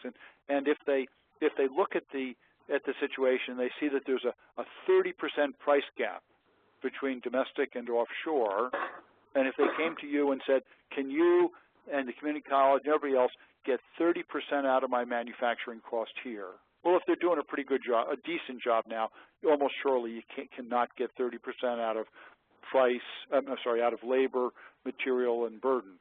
But if there's that 30% gap now in price, and if you can get it down to, say, a 5% total cost of ownership gap, and then they come to you and say, can you bring in a team to work on automation, training, lean, theory of constraints, whatever, and can we get 5 or 10% out of what I perceive my manufacturing cost to be, then the answer is probably yes.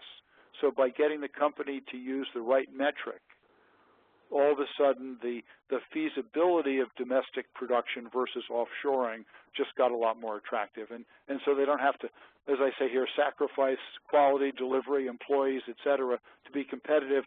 Instead, they can do the work that seemed impossible and then just becomes, moderately hard of doing a better job here to be competitive. But they need that correct metric of TCO, otherwise it seems impossible. So we talked a little bit about, Maureen talked somewhat about skilled workforce. I wanted to throw this in to show you that you can pass it along to the workforce investment boards, and you'll also can use, I think, with companies that might say, well, I'm afraid I can't bring the work back because I can't find enough tool makers, precision machinists now for what I'm doing here. So if I bring work back, where am I going to get them from? So the Bureau of Labor Statistics, or the Department of Labor, called me into Washington in September of 2012, and I was in the Secretary of Labor's conference room. And first I had to prove to them there really was a shortage, and I proved it to them. They accepted it. And then they said, well, what are we going to do about it? I said, well, first you have to accept the fact that the Department of Labor is a part of the cause of the problem. And they were a little shocked, but they didn't throw anything. They said, what do you mean? I said, well, for example, here's some of your data, and I pulled this chart up. I said, this is the kind of data, and it shows income going up with number of degrees, and just number of degrees, high school, some college, associate, bachelor's, master's, et cetera. Income goes up. I said, this is the kind of data that results in headlines like $1 million more lifetime income with a university degree versus high school, and convinces the guidance counselors, the students, everybody else, that everybody has to get a degree. And I said, but you're the Labor Department. You're responsible that we have the workforce we need to compete. You're responsible for the apprentice programs and the certificates. Why instead of education pays, why doesn't this say education and training pay? And why don't we have the average income of people that have an apprenticeship, have passed an apprenticeship, or have 5 or more NIMS or AWS certificates? And they said, you're right. We should do that. And so they changed the heading. Didn't say quite what I wanted, but got better.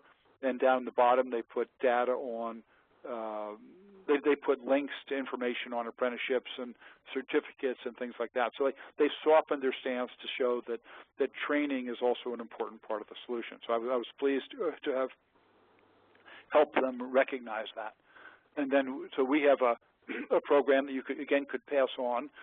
We think a lot of the problem is image, and part of that is that everybody refers to the trades and vocations, and we suggest doing what the Swiss and Germans do, which is to call them professions. So in Switzerland, one is a tool and die professional, or is a precision machining, is in the precision machining profession.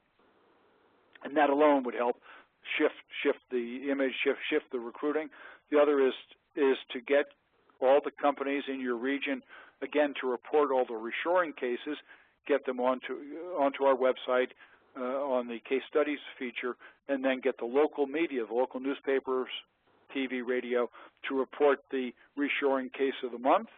And then the guidance counselor, the student, the parent will see, manufacturing isn't all going away, it's coming back. In fact, doing this would also be very helpful for your general mission, because when you walk in and say, let's talk about reshoring, and they say, yeah, I've been seeing those reshoring cases of the month, looks like a lot of people are doing it, well, your job just got a lot easier to convince them to talk to you, just like it'll be easier for the guidance counselor to think about sending Sue or John to training in the tool-making profession.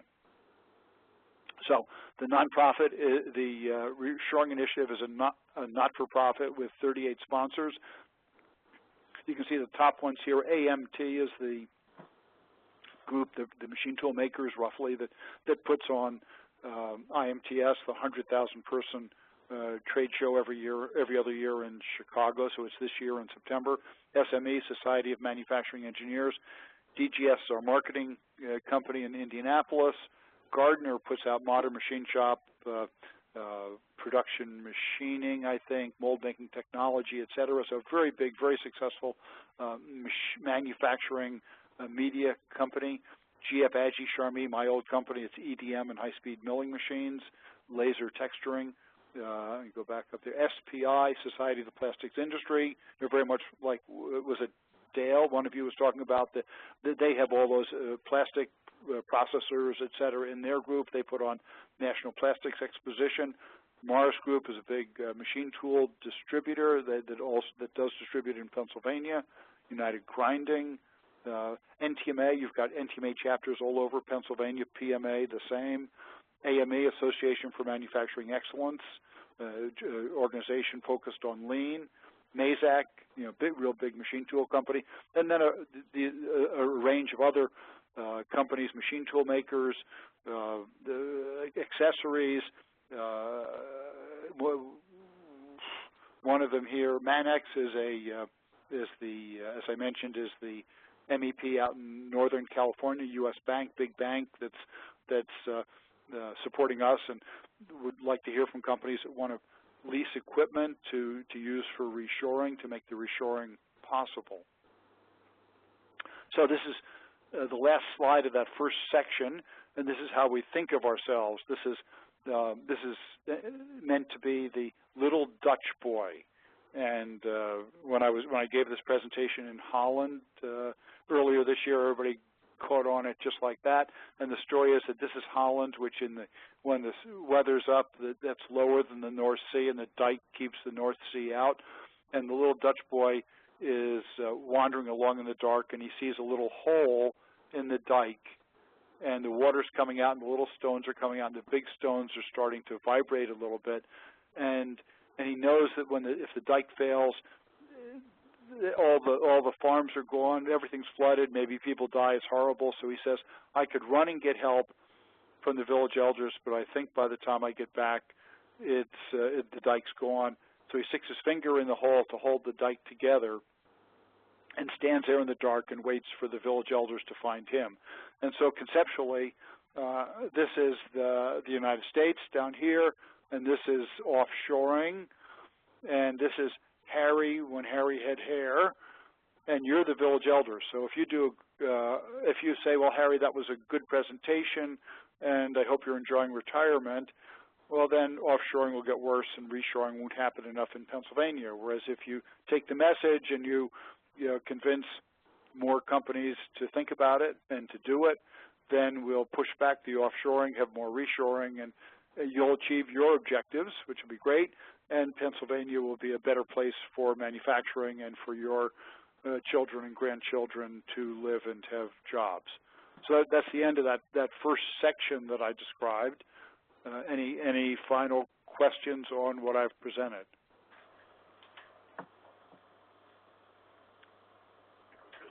I think we're good, Harry. Okay. Thank you very much. Okay, so we're going to take a 10-minute break. Yep. I'm going to keep the lines open, and I've got 5 of right now, so we're just nicely on schedule. And so at 5 after, we jump on it again. Sounds great. We'll see you then. Thank you, everybody. Bye-bye. I'm going to keep the phone and everything. And, thank you, everybody, for staying on. It's good to be back. We're going to go ahead with the first the TCO estimator tutorial, which I think of more broadly as the website tutorial, and then the what I call the standard operating procedure tutorial, which is based on just some of the suggestions that I have for what as I perceive what your mission is. And so I'm going to start with the website and the TCO. And in each of these cases, you have pages or documents that show what I'm going to go through, because I decided it wasn't worth trying to put all that onto slides. It was easier for you to look at them, and then you'd have something handy that you can take with you to look at. So I'm going to take you back quickly to the website.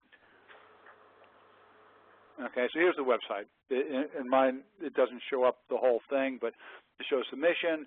It shows, remember we talked about the economist debate. Maureen mentioned that, and you'll see a slider coming through here showing various things. It talks about submitting the case history, and it talks about the total cost of ownership estimator. So up here at the top, there's various sections like news and events. So webinars and video archives, again, you could find might be useful. Shorter versions of what I've done here. Press releases, for example. Here's the TCO estimator. We'll come back to that. Resources, the library, place to submit a case study, place to see case studies, and then other groups. That's a list of a small list, a short list of other organizations in the country that are trying to bring manufacturing back to the U.S. Typically, most of them are doing it by labels like Made in America, or trying to convince people to buy 5% more made in U.S. or something like that. One of them, I'm not sure if they're up here or not, does audits made in America. So one group, again, I'm not sure they're here, will go out and audit a company and check that actually what the company is doing is really, if they're saying made in America, that they're really doing that. So that could be helpful, a helpful resource. So those are all under resources. Then there's a blog, and in the blog you can find our newsletter, amongst other things, whatever interesting things we put up. Here's why reshore. So it makes the same kinds of arguments that I've made, maybe a little more general here. Get involved is a place where companies can find out various things they can do with us. And let's see, go back here to here, get involved. List of sponsors, all the ones I told you about, and there's a contact page where someone that wants to get in touch with us can fill it out. Tell us, that they want us to speak, they want information, they want something, or they can receive our newsletter. And the newsletter comes out 6 times a year, so it might be worth some or all of you getting the newsletter, because that'll keep you up on like the hottest thing in reshoring, what big companies that are doing it. Like for example, in the next issue that's going to come out in probably a month, it'll mention that there's 4 or 5 significant groups: Industry Week, AMT, and others that have picked reshoring as one of the hottest trends of 2013 or 2014. And the most unusual one, Motley Fool, the group that helps people pick stocks and so on, very, very popular in that area, very successful in that area, has picked reshoring as the #2 manufacturing trend in 2014. So the kind of things that seeing that, picking that information up. You go and talk to a customer and they say, "How about reshoring?" He says, "Why, is anybody doing that?" Well, these organizations have all picked it as the #1 or 2 manufacturing trend in the country this year. Well, at least it has some credibility and helps you, it gives you something more to talk about to get their attention. So coming back to the total cost of ownership estimator, and I think, let's see if it's still open. No. Okay. So come back to there. Account login. So when I get there, I've already logged in. You haven't, so unless you have. But for someone who hasn't, you have to go and create a new account. And it'll ask you questions, your email address, whatever, and then I think it sends you an email, and then you come back in and you establish a password. And now when you come back in the future, you will log in, as I'm going to do. But the first time you have to do this, create new accounts. I do see every month I get a couple of emails from the website telling me that they had an undeliverable email going back to the person who tried to log in. So if you do not get an email helping you or helping your customer log in, it's probably because you put an invalid email address in. Because if you don't give us the right email address, then we can't send you the instructions to log in. In any case, but I'm already approved. So I'm going to put that in and my password. I'm going to log in. Okay. So now I'm inside. And once I'm inside, one can just open up a form, and start doing it. But what you might do first, let's see if that's going to work. I didn't try it there. No. Okay, let's try this instead. What I'll do is I'm going to open up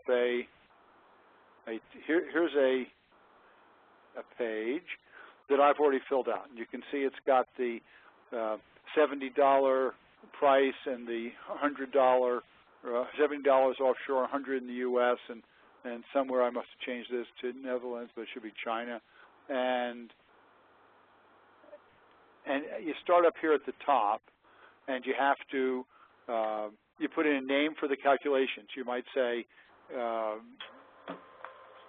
fittings or something like that. And you answer a question: is your data a real case, or are you experimenting with the TCO estimator? So if you're experimenting and you just I want to see how this works, it's sort of like playing with it but learning as you play, you would click on experimenting. Whereas if it was a real case, you and the customer were doing together, you'd click on real. But in this case, I'm going to click experimenting. Then it says, is this product currently sourced U.S. or offshore? And since we're talking about reshoring, I'm going to say it's currently offshore so that we can reshore. And then it asks, is or was the work offshore being done in-house at your owned facility, and one that you own, that this company owns offshore, or was it outsourced, sourced from a supplier? And I'm going to say outsourced. Now, one reason I do this, if I don't click on all of these, at the moment, when you get down and you click on take me to the results page, it won't take you there. It'll tell you got to click on all these things. So if you get messages like that, it'll tell you to fix this, to go in and put to answer all these questions. I wrote an email to our webmaster to get him to already have those in the sample. So then you come down here to ask you what industry it is. So here's those NAIC code industries again, and you click on one of those. And product description. So again, here you might say, part 367, or you might say, the 2-inch cast iron fitting, or something like that. And the more accurate you are in all this, we appreciate. One reason we differentiate between experimental and real is that when I do the analysis of total cost versus landed cost versus purchase price, I want to only use the real ones. So we ignore the experimental ones and only use the real ones, so we're not adding garbage data to the analysis. Just a second here. That's good. So one starts at the top here, and you'll find that this is just a row number. The next column is the definition of the input data factor. So it's the country of origin, it's the unit price, it's number of pieces per year. It's it's the definition of the description of it. Then there's the U.S. source, and there's the offshore source, and then there's things that are common. So for example, for price in this case, the $100 in the U.S. to $70 in this case China, those are different. Whereas the units per year quantity should be the same unless one of those countries has more scrap or fails to deliver. So those are what I call common. So it means common meaning shared or uniform, rather than common meaning not high end or something like that. And then this column is an explanation, and we've done our best here to explain what it is we're looking for. So when you or the company gets in there and tries to do it, they understand why we're asking. So the reason we ask you what the country is because the country determines the freight rate. And why do we ask you for the unit price? To calculate various things, et cetera. The units per year quantity seems pretty straightforward, so we did not put anything in here. So coming up here again, the country, we have I think 17 countries in there, and we tried to get the biggest trading countries, the ones from which we import the most, but we also tried to make sure that we'd have most regions. So for example, we have Spain and the UK and Portugal, Germany, France. So if you're in Netherlands, so if someone's coming back from Denmark or from Ireland or from one of the other countries over there, we'll pick one of these that is pretty close to, and we'll assume that the freight rates are going to be about the same, because the country is for determining the freight rate. So if you go pretty close, we should be okay. If you can't find the actual country. So country, unit price, quantity, product category, and we did this. We have parts and tools, and I allowed that, have that drop-down menu, because there's nominally a different duty rate that parts are 4% and tools are 8%, as you can see in the explanation. So by picking one of those, it picks one of those duty rates to fit in, but sometimes there's a different duty rate. Either the country has no duty on product coming from it, or the company knows that it has some different duty rate for whatever reason, in which case you put in the actual duty rate if you know it. But if you don't know it, you would pick either a part or a tool in this case. The weight in pounds, Y to calculate shipping costs.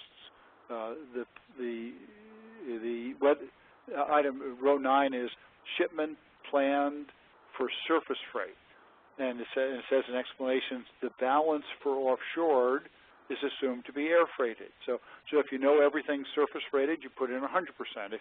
If the company plans to surface freight 60% and air freight 40%, you put in 60, and then the other 40 is calculated as air freight.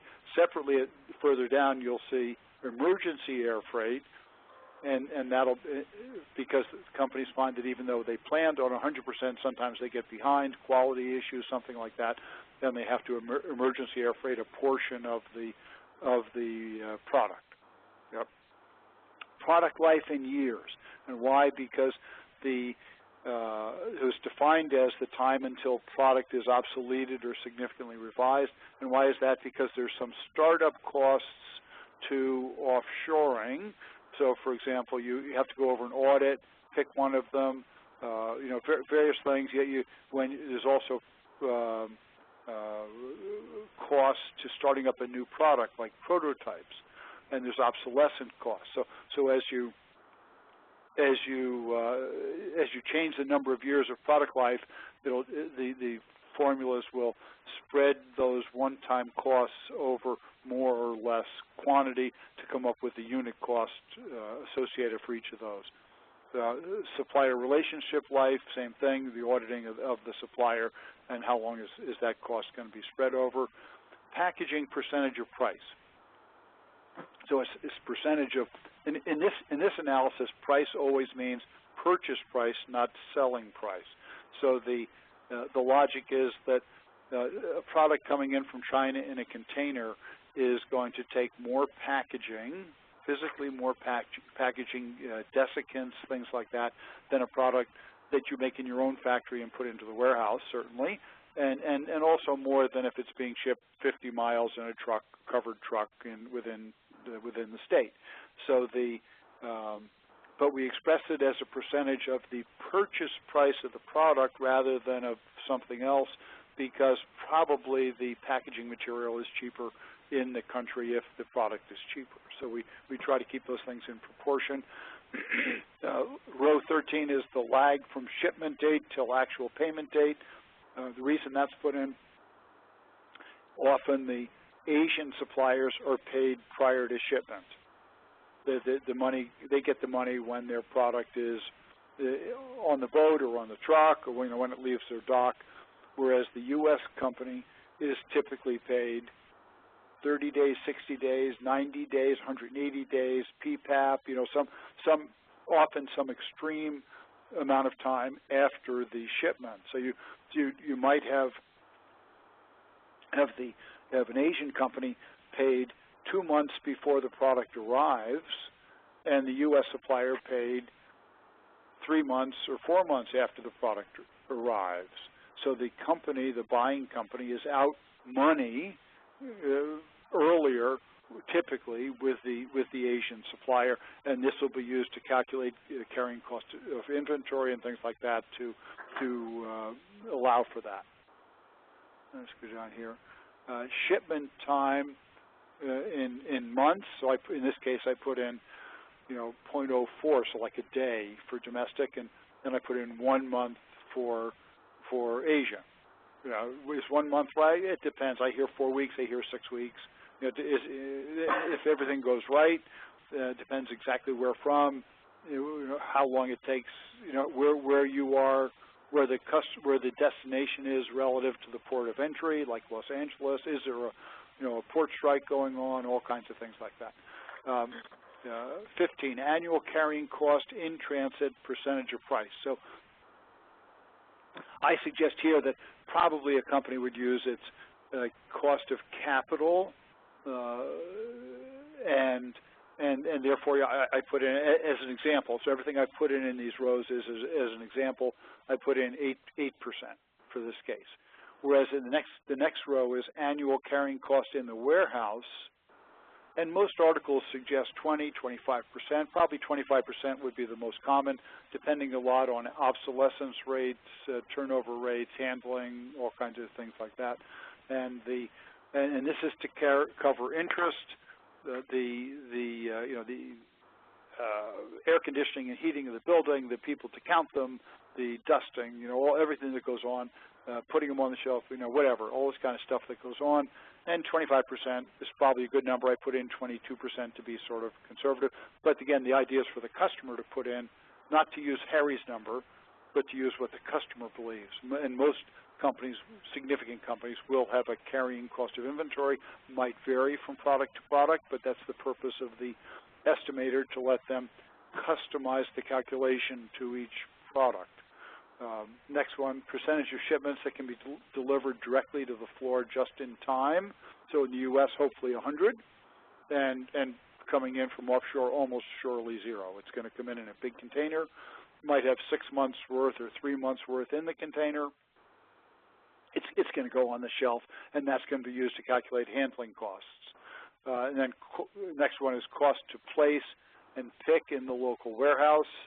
So an expression of what it costs to do that. Okay. Delivery time from order to receipt, and that's going to be used also in some of the calculations. It also would be used for opportunity costs. How likely are we to stock out, et cetera. Quality, rework, warranty, percentage of price. So in this case, I put in 1% for U.S., 3% for Asia, and that's probably a fair representation between the two. Is it 1 and 3? Is it 0.1 and 0.3? It depends. Are we making forks, or are we making something more sophisticated?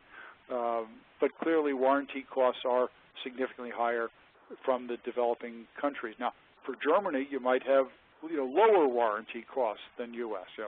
Because they're obviously operating at the same kind of quality level that we are. But one of the overriding problems with companies is that the supply chain manager tends to maximize its performance by minimizing the purchase price, even if it isn't minimizing total cost for the company. So if there's quality issues and warranty issues and delivery issues and intellectual property issues, too often the supply chain manager says, those aren't in my budget, so I don't calculate those. I deal with price. That's what I do. So that's other people's concerns. So part of the total cost concept is to get companies to stop siloing their decisions and instead make more holistic or full company decisions, and the quality, rework, warranty issue would be one of those. Now, one thing a subsequent, an eventual revision of the total cost system would take this from a calculation based on the purchase price of the product to one that would more directly calculate the warranty costs. What happens when you have warranty costs, and what's it really cost you as a percentage of your, let's say, your selling price, and what does it do to your loss of orders in the future with those customers, et cetera. So next is the percentage of the product to be air freighted. Remember, I talked about that before, to meet on forecast demand. So these are the ones that we had thought we were going to surface freight, but we changed to air freight. Opportunity cost due to delivery, quality, lost orders, slow response, lost customers, all these kind of things. Again, at the moment, based on the purchase price, these costs are perhaps kept, as it mentions here, as a percentage of sales dollars. So eventually, we're going to come back with a separate calculation where you'd look at the margin, how many units, what percentage of your sales of your units you're going to lose, and what's the margin on the units, and use that to work backward. But for this revision, we based it on the purchase price. Recoverable product liability. And under the explanations, it references an article in the Financial Times where a product was made in China but sued in the U.S. because the U.S. customer company was not able, even though it was the component from China that had failed, and the U.S. product company was sued, the product company was not able to go through the Chinese legal system and extract any money from the Chinese manufacturer or any insurance company, whereas if they had made the product themselves or bought it from a local supplier, there would have been product liability insurance and enough lawyers to extract the money. So what you'll find is that, let's say you're dealing with a a distributor, that the distributor will have higher product liability insurance if it's selling an imported product than if it's selling a made-in-U.S. product, because with the made-in-U.S. product, the company that made it in the U.S. will bear most of the legal burden, whereas if it's something coming in, especially from China or India, the distributor is going to have to be bearing that burden because they're not going to be able to collect typically from the supplier. Intellectual property risk, same kind of considerations. There's in explanations it references some of the sources on the amount of IP, et cetera, IP risk, IP loss.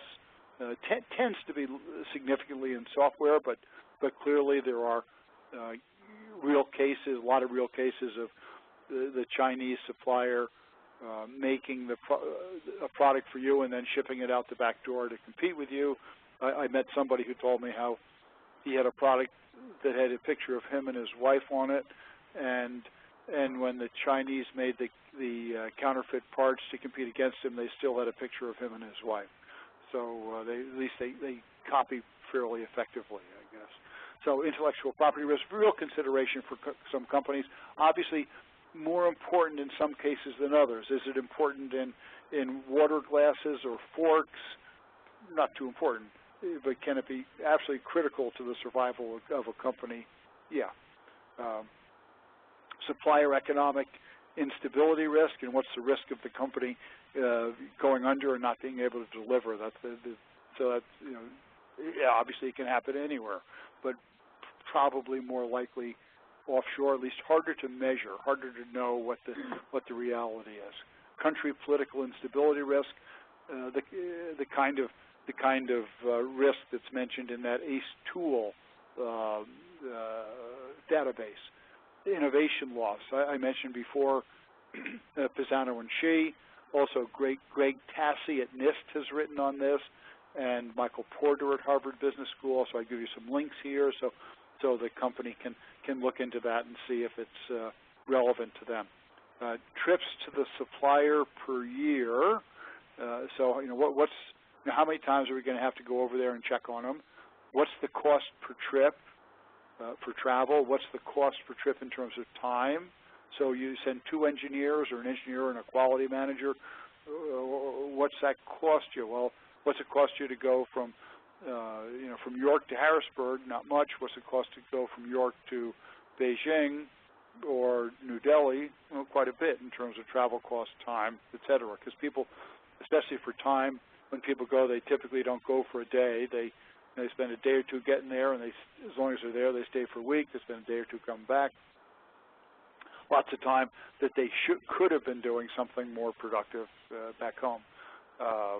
Regulatory, a pre-evaluation regulatory compliance analysis to make sure that these people are like an audit in advance, a one-time thing that'll get spread over the life of the relationship and the product.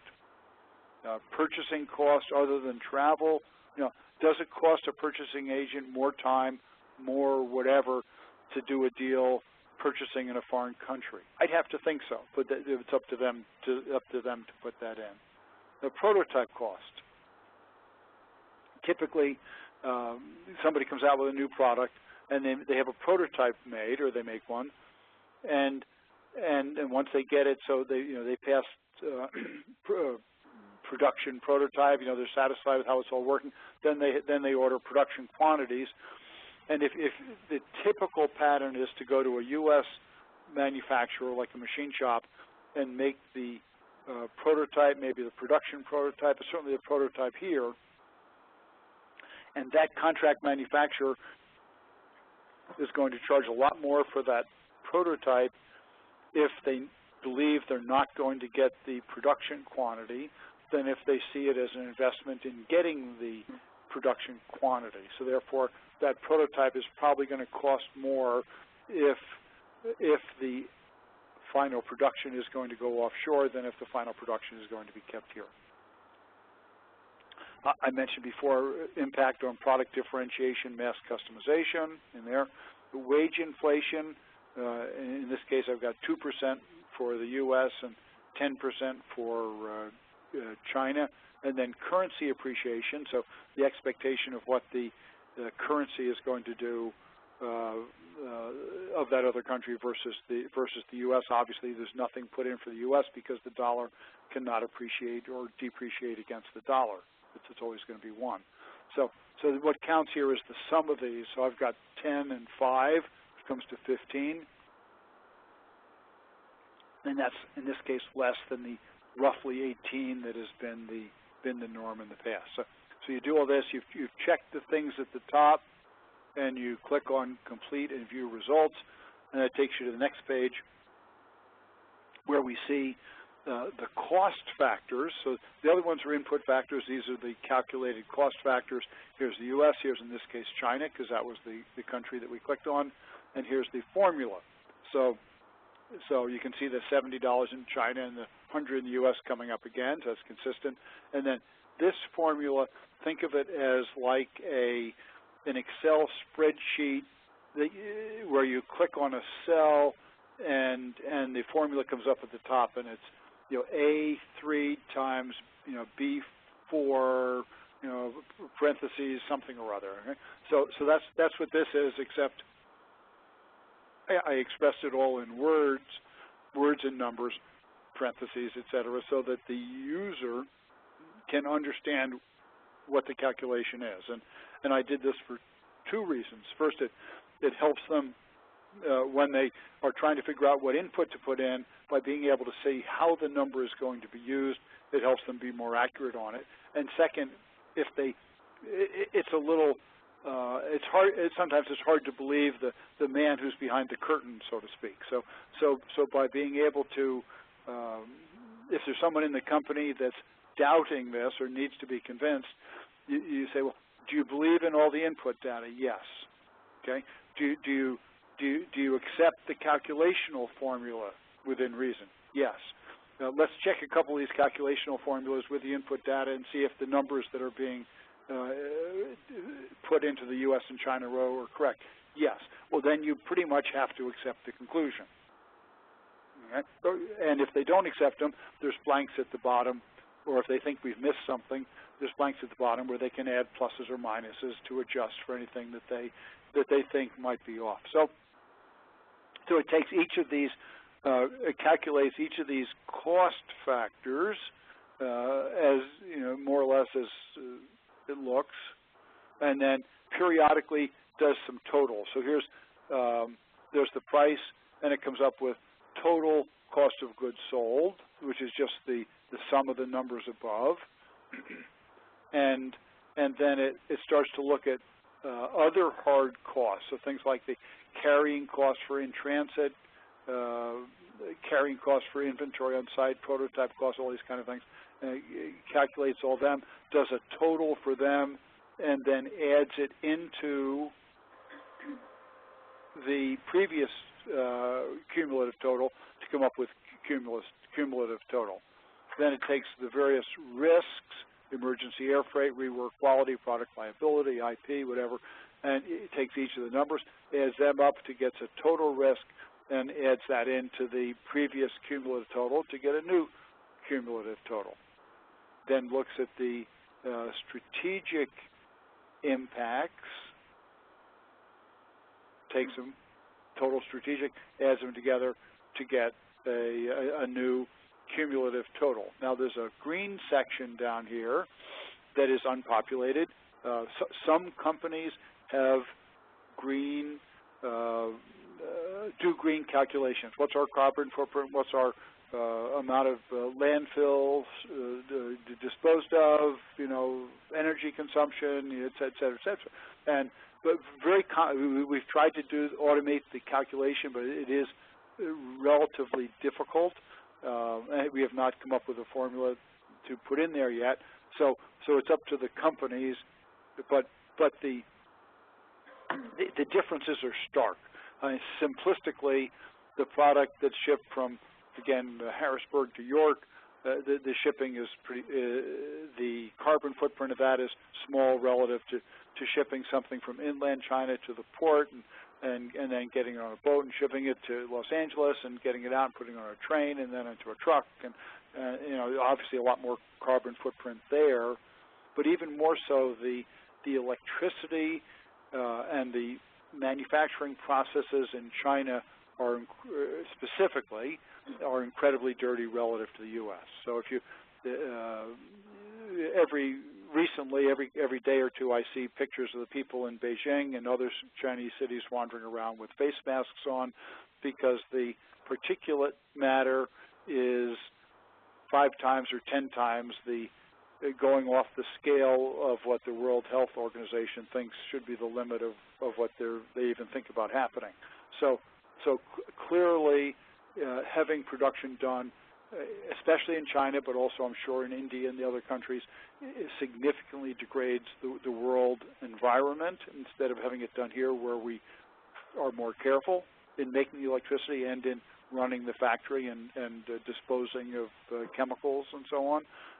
For example, I've read that something like 20% of the particulate matter in California comes from China, and because it's blown across the Pacific. So that is to say that green can be a very real factor here, and if the company that you're dealing with, if you look in their annual report and they brag all the time about their green accomplishments and how environmentally friendly they are, then that should be then green should be one of your arguments about why they should significantly consider reshoring, because they will unambiguously do a better job of green if they bring the work back from one of the developing countries. Okay. Down here at the bottom is other costs. So as I mentioned before, if they think we've overstated a case and they think we've overstated it by 10 cents in China, they can come down here and put minus 10 cents in under other costs and put a reason in. Or if there's some factor that's unique to them and we didn't allow for it, they can put an amount in for the U.S. and for the other countries. So as an example, if a company's buying molds like injection molds from China, or let's say from China, often those molds will come in and be they'll have to be re-engineered, reverse engineered to find out to get the dimensions, CAD files, CAM files to be able to make spare parts. They'll have a shorter running life. They'll need more repairs. Maybe not have quite the accuracy. So things that haven't been specifically allowed for up in here, but that should be considered in that case. So it gives you a chance to customize further even than we have done. And then there's the calculation for the forecast. So you can see the formula over here on the right in green. We take wage inflation plus currency appreciation, add them together, so like the 10 and the 5, and you get 15. And then I multiplied it times 0.3, and the 0.3 is a fixed factor there, and the reason is that of the price from China, for example, or any of these countries, a significant portion is not influenced much by wage inflation or currency appreciation. So the steel, the aluminum, the copper, the plastic, the raw materials that go into that price per pound or per ton are going to be the same in the U.S. as in the other country roughly, because they're fungible commodities traded around the world. So I think very conservatively I put the 0.3 in, so saying that 30% of the price will be impacted directly by changes in wage costs expressed in dollars. So could it be 0.4? Yeah. Could it be 0.2? I don't think so. I think it's at least the 0.3, and that product. So in this case, 0.3 times 15, or 4.5%, is the slope of the green line, which we looked at. Remember when I did the PowerPoint. So whereas here's the U.S. going up at roughly 2%. Okay? So that gives you a feeling for that calculation. then that's that other chart that I showed you before during the PowerPoint. So any question on the on this? It's a lot. You know, we could spend 5 hours and you still wouldn't understand all of it. But the only way for you to understand it is to go in and use it, and being sure to mark that you're experimenting. And so what I would encourage you to do is all of you to go in and use it, try it, mark that it's experimenting, and if you have questions, either send them to Maureen, who can send them to me, or if you have collectively have enough questions, then we schedule another time. We get on the phone again and we answer, because when I answer one of you, then the others will hear the answer, and and we can have a discussion back and forth. Does anybody have any specific questions in the meantime? You have a question from Eric? Yep, Harry, you have time. Check your time. We have time for a couple questions on the tool. Yeah, go ahead. But I do want a little time left for that standard operating procedure after we get done. Generally, when the question prompts us to express anything as a percent of price, yep. that is not included in the price that we initially entered in line 2, right? Yeah, let's say the Chinese, the purchase price from China is 70, and if it says that let's go up to the top, and it said that the packaging was 2% of purchasing price, so it takes 2%, multiplies it times 70, and gets $1.40.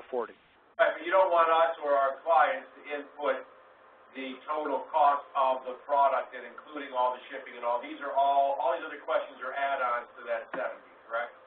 Yeah, they're all add-ons to the 70 to come down and calculate those other things. Now, and if they know the packaging cost, then say they know the packaging cost is $2, then I'd work it backwards and I'd divide the $2 by 70 and come up with about 3%. I'd put 3% into the input page. Okay. When you get into the unrecoverable product liability, like questions 25 on through 26 or 27, in some models, I've seen those risks expressed as a premium that is tacked on to the end of the total price calculation, and you're embedding it into the cost of the price calculation. Is there any, what's the rationale for that? Not that I'm questioning, but in case we were asked. Well, again, I think you'll find that there. Let's go down and look. Let's go down this one. And so these were you. Which ones were you thinking of?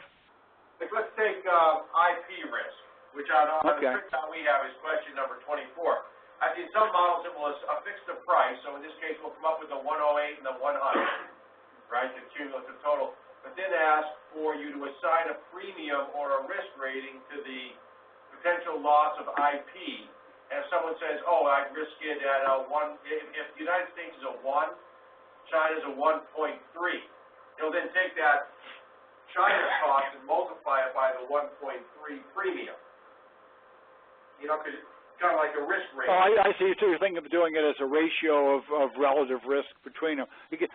For simplicity here, we express many of these things as a percentage of the purchase price. And because when I wrote the spreadsheet, that's how I did it. If you, one of the things that I'd suggest when you use this is look at the outputs and see if the outputs are reasonable. So if they were forks and IP risk was coming out to be 50% of the total cost and 30% of the purchase price, well, probably that's wrong because there's not much IP risk in a fork. So part of the analysis, part of the process is to go back through this and look for reasonableness between, let's say, high-risk parts and low-risk parts, and between, say, sourcing in China versus sourcing in Germany. That China has more IP risk than the other. But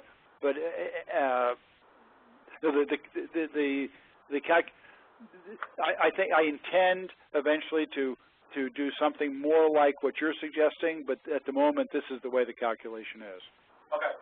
I think you made it.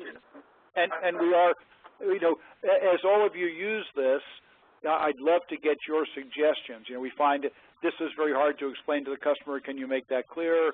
Like, there's a fellow in, I think upstate New York, Bob Oliver at the MEP there, and he's taken this whole thing and he's edited it for me. And now I've just got to get our webmaster to update it to make some of the terminology just a little clearer. So he's been a very good help. And if you come up with suggestions, I'd be delighted.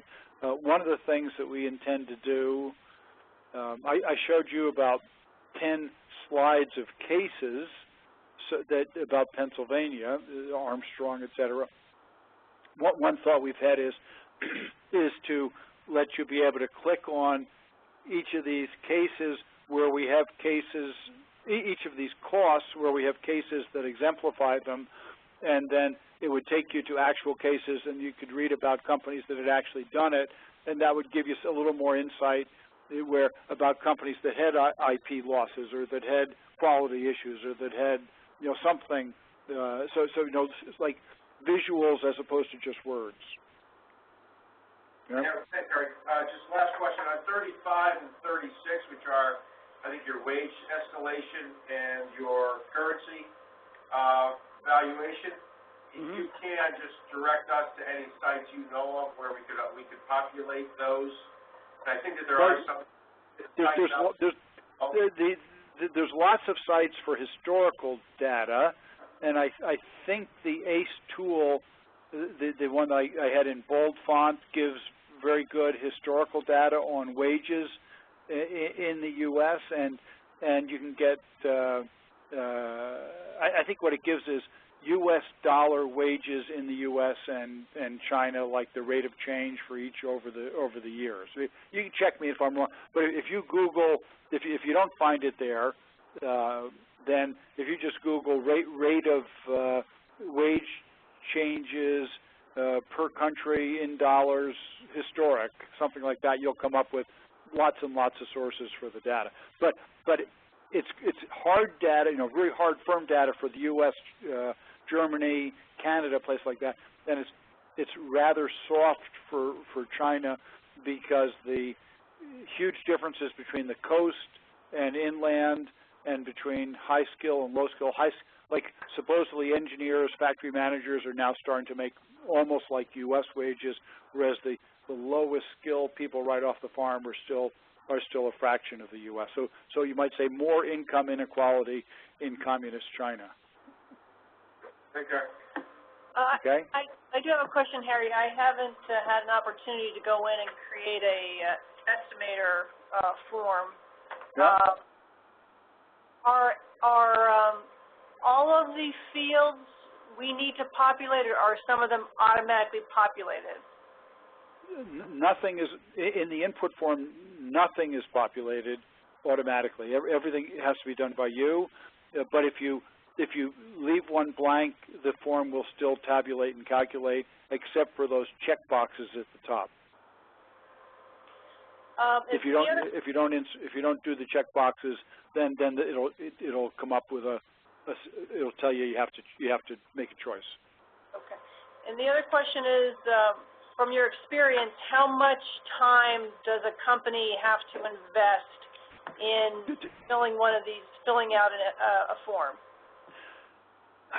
It's going to depend if they have the data or not. If they don't have any of the data, if they don't know what their quality costs are and they don't know what their carrying costs are of inventory and they don't know any of those things, then it's going to take them quite a while because they're going to have to develop data. And my comment there would be, how have they been making decisions without all the relevant data? So, whereas if they have all the data, then it probably still to fill in most of them, because they can skip some that seem irrelevant to them. I think to have a first good shot, maybe a couple hours. Okay, if they have all the data, a couple hours.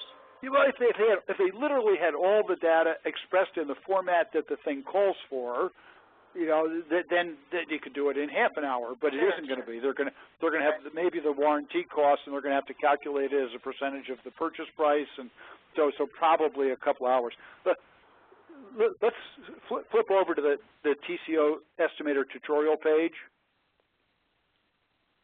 the one that I handed out. Okay, and so it takes you through how to. The first bunch of stuff is just all the stuff that I've told you about. I point out item 7. You can save and come back, so you don't have to finish it all in one entry. It shows the formula if you have questions.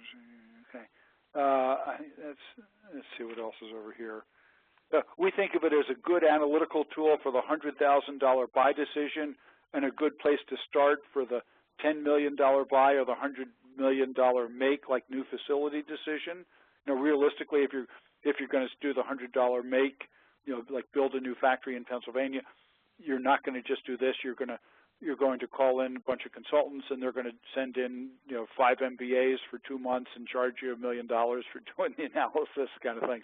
So we don't claim that it's as customized to that decision, but it's the question is, what is the cost of perfect information, and this is relatively free. Coming back to your question, we would look at A and B, which should be B and C on the second page. Run a sample. Do family of parts. Like if a company has 10,000 parts offshore, we don't suggest an hour or 2 for each part. You know, they're never going to do it. So we'd say run a sample from each family of parts through the estimator. Don't expect perfection. Use ACE tool and things like that. Maplecroft is another website that gives risk data.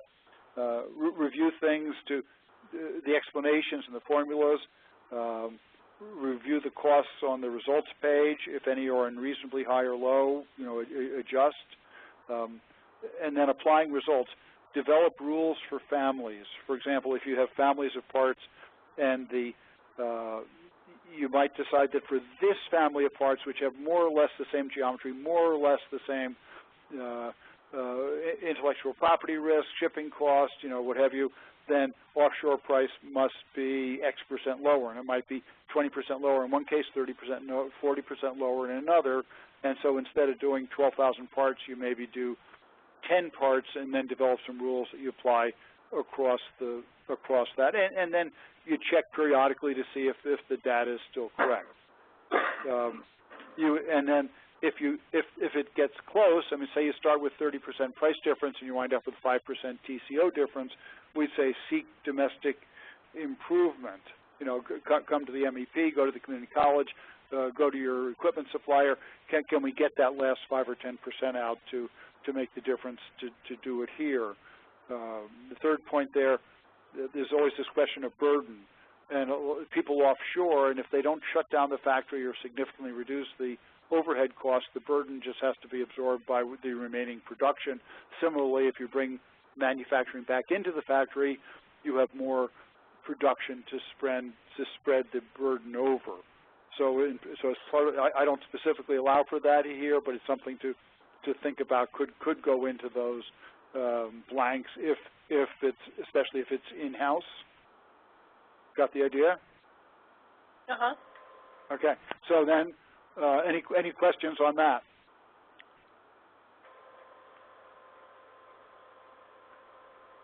I'm going to go back to let's see what's in the end of the PowerPoint.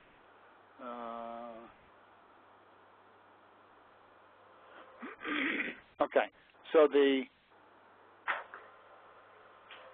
next is this SOP suggestions. Can you see that on the screen?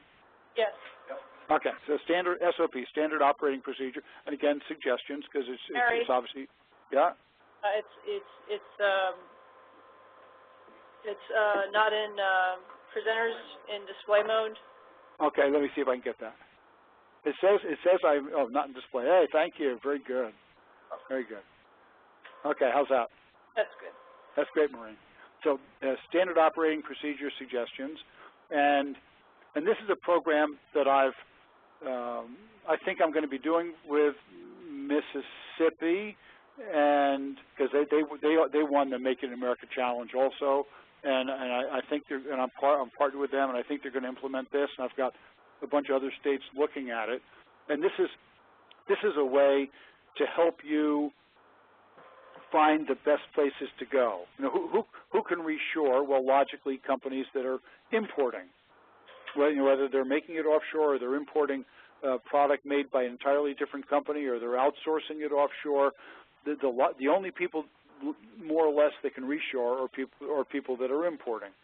So the action here is identify local imports by company. So Datamine, and the M shouldn't be capitalized, is a company that I met at the IEDC, International Economic Development Council annual meeting in Philly in October.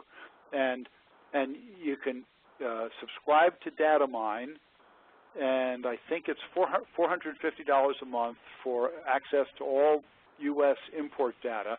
And you can go in and say for Pennsylvania, or I think you can put in the counties you're concerned about, and you can come up with how much of each commodity, like castings or forgings or whatever, is being imported, and then so my plan is you come up with how much of each commodity is being imported, and you look and see how do we have local companies that can make the things that appear to be imported, castings, forgings, machine parts, electrical assemblies, whatever. And then, the EDO, the MEP, you guys, would identify that, and then go to the companies, the importers, and say, okay, why don't you buy from Bill and Sue and John here, or why don't you make it yourself? And the importer says, because the price is so much higher here. And then you say, yeah, but is the total cost of ownership higher here? And you train them on total cost to overcome that higher local price issue. And if you can do it, it's fine. You call on us as you need us to do it. That's great. And then if you get it from where there was say a 30% price difference, and you get it down to that maybe 5% total cost difference, then you guys come in, the community college, the technology suppliers, you bring in the best equipment, automation, what have you. The economic developer comes in, a little bit of incentive, and it should be possible to overcome that last 5%, where it would be generally impossible to overcome the 30%. So this helps you target whom to go after, gives you, instead of walking in and say, how about reshoring, you say, I know you're importing 10 container loads of castings. Here's a list of the foundries in Pennsylvania. Let's see what we can do to move some of that work back to Pennsylvania. Let those guys share the tax load so you don't have to pay so much. So we think this is an excellent program.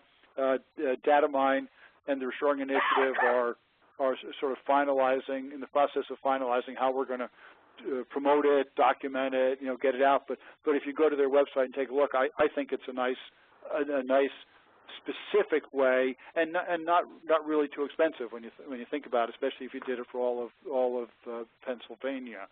So if you go to the SOP tutorial page, the other handout. Yes. Okay. So starting at the top, which companies to visit? Importers, using that program I just described. The Walmart current and potential suppliers. Products that have appeal as made in America. For example, mothers will pay more for infant furniture like a crib than I'll pay for, more differential for an American-made product than I'll pay for my desk, because the mother's afraid the baby will gnaw on the slats of the crib and wants to make sure that the chemicals used to process it are going to be safe for the baby. Yeah? The company that's private owned. Public companies are so worried about annual or quarterly financials that if they, and the image, if they say we're bringing a lot of that work back, people are going to say, it's going to kill you, and maybe you have to take a hit for the first quarter or 2 quarters until you've worked your way through the issues of bringing things back, and a lot of them are afraid to do that. So privately owned would make sense. community focused, the ones that if you say, they say, well, we're not so sure. Well, give it a chance for Pennsylvania, or give it a chance for Scranton, or whatever. They at least take a look. Don't bring it back for Scranton, but at least use that to get them to do the reevaluation. So community-focused companies. I'd suggest asking the suppliers of parts, capital equipment, et cetera, train them on this and say, where do you think you could be competitive? Which of the companies in the area would you like us to be able to train on TCO, and then eventually put them together with you and see if we can work together to make this happen? Even the unions. I've worked for the AFL-CIO and the IUE-CWA to train their people on how to discuss total cost with management. So if you had, you call in the union and say, where do you think you're close? Where do you think with a little more education of management we could help convince them to bring their work back? So they might be an excellent choice. How to get their attention? Ask about pain and opportunities. Ask about where they're having delivery quality, intellectual property, too much inventory, price starting to go up issues, and because if they recognize they've got issues on the products, they're more likely to work with you and be receptive. Work with your natural allies. There's lean, green, compliance, quality, line management people. You've got good contacts in some of those areas already, especially lean, I would think, quality, and if the lean specialist will understand entirely what I've presented. The green person will, understand again the environmental impacts, compliance. The line manager often is taking hits on delivery, quality, intellectual property. He or she is suffering, while the supply chain manager is getting bonuses for reducing the purchase price, which are causing all those impacts. So the line manager should be a logical partner in this. Ask companies how they decide on sourcing. If they say they're doing total cost, well, then it's less likely you can convince them to reshore because they've presumably already done the homework. Some of them will say they're doing total cost, and it turns out they have a formula for it, but they're still rewarding their supply chain people for purchase price variance. So what counts is what people are rewarded and recognized for. Appeal mainly to their bottom line, as a secondary thing, or maybe to get their attention. The appeal about society, but finally, most of them are going to make their decision on the bottom line. So you have to show bottom line benefit. You might have to ask the politicians to help with the appeal. The governor, the local state senator, whatever. Ask them to to make, we support this program, would really appreciate all the companies in the region, at least taking a look at it and seeing if there's something in it for them, because we think that they'll be more profitable and certainly will be better off here in the state. Under item C, what parts to analyze? The simplest thing is keep existing domestic sources. So if I were going into a company and they say, well, where should we start doing this analysis? I'd start by issuing an edict that nobody can offshore a product that's currently produced in the U.S. without having done total cost. Because the simplest thing is not to change, because there's no cost except for the analysis. Next would be to shift outsourcing back. So you're having it made by a third party in some other country, you bring it back. That's a relatively painless decision. Third would be they have their own factory offshore, and let's say that factory makes 50% for Asia, 50% ships back to the U.S. We'd say, well, over the next 3, 4, 5 years, repurpose that factory so that it's 80% for Asia, 20% for the U.S., and put your incremental investment in the U.S. to supply the North American market. So they don't have to shut down a factory, lay off people, et cetera, offshore. And the toughest thing we recognize is to shut that offshore-owned factory. Some companies have done it, but it's a tough decision.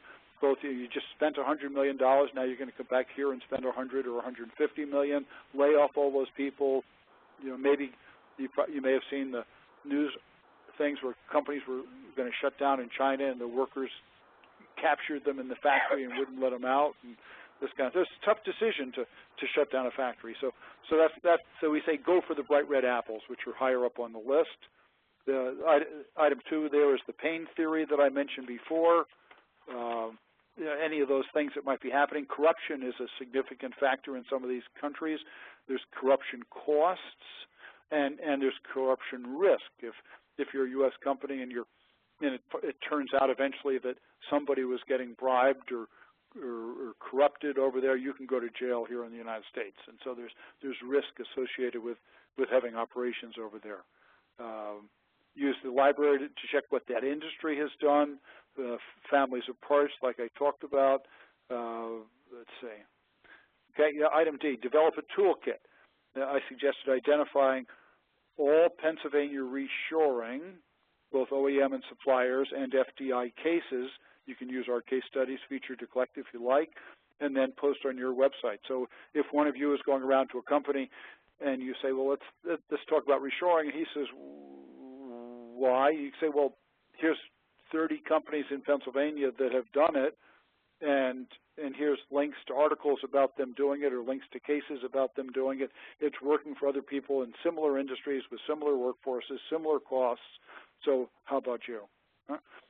Get publicity. I suggested the Pennsylvania reshoring cases of the month, getting detailed cases into local media so people see it, because again, it softens them up to see other people doing it. In your events, have local companies tell their reshoring cases. So it isn't just Harry or Maureen or whomever getting up and telling it. The more local companies that you can have that get up and say, we were having these issues and we brought it back, and when we looked at all the costs, we found maybe it was good for the first 5 years, but the last 5 years it really wasn't working for us, and now we've looked at the cost and we're dramatically better off. We've actually been able to cut our selling prices here in the U.S. because of bringing the work back. Now, if you can get a couple of companies to say that, that's a strong message. Call on us as needed. And I've suggested at the end of that for the team, call Maureen when you need help, and finally, either Maureen or the team can email me, and I'll do my best to help you. And if you've got a big opportunity, a company that could be lots of jobs and really get you well along on your objectives, you could get me to connect by phone to that customer, or bring me out there live to do it. Obviously, all that's up to Maureen, but I'm just saying that's potentially available if it works in your interest. So that was intended as like a checklist, a thought list, or something to help you get started on it. Thank you so much, Harry. We really appreciate it. Are there any other questions for Harry? I think we're good, Harry. Okay, and you handed it over to me, I think, at 1/4 and I'm done at 9 after, so I stayed within my 3 hours. Wonderful, perfect.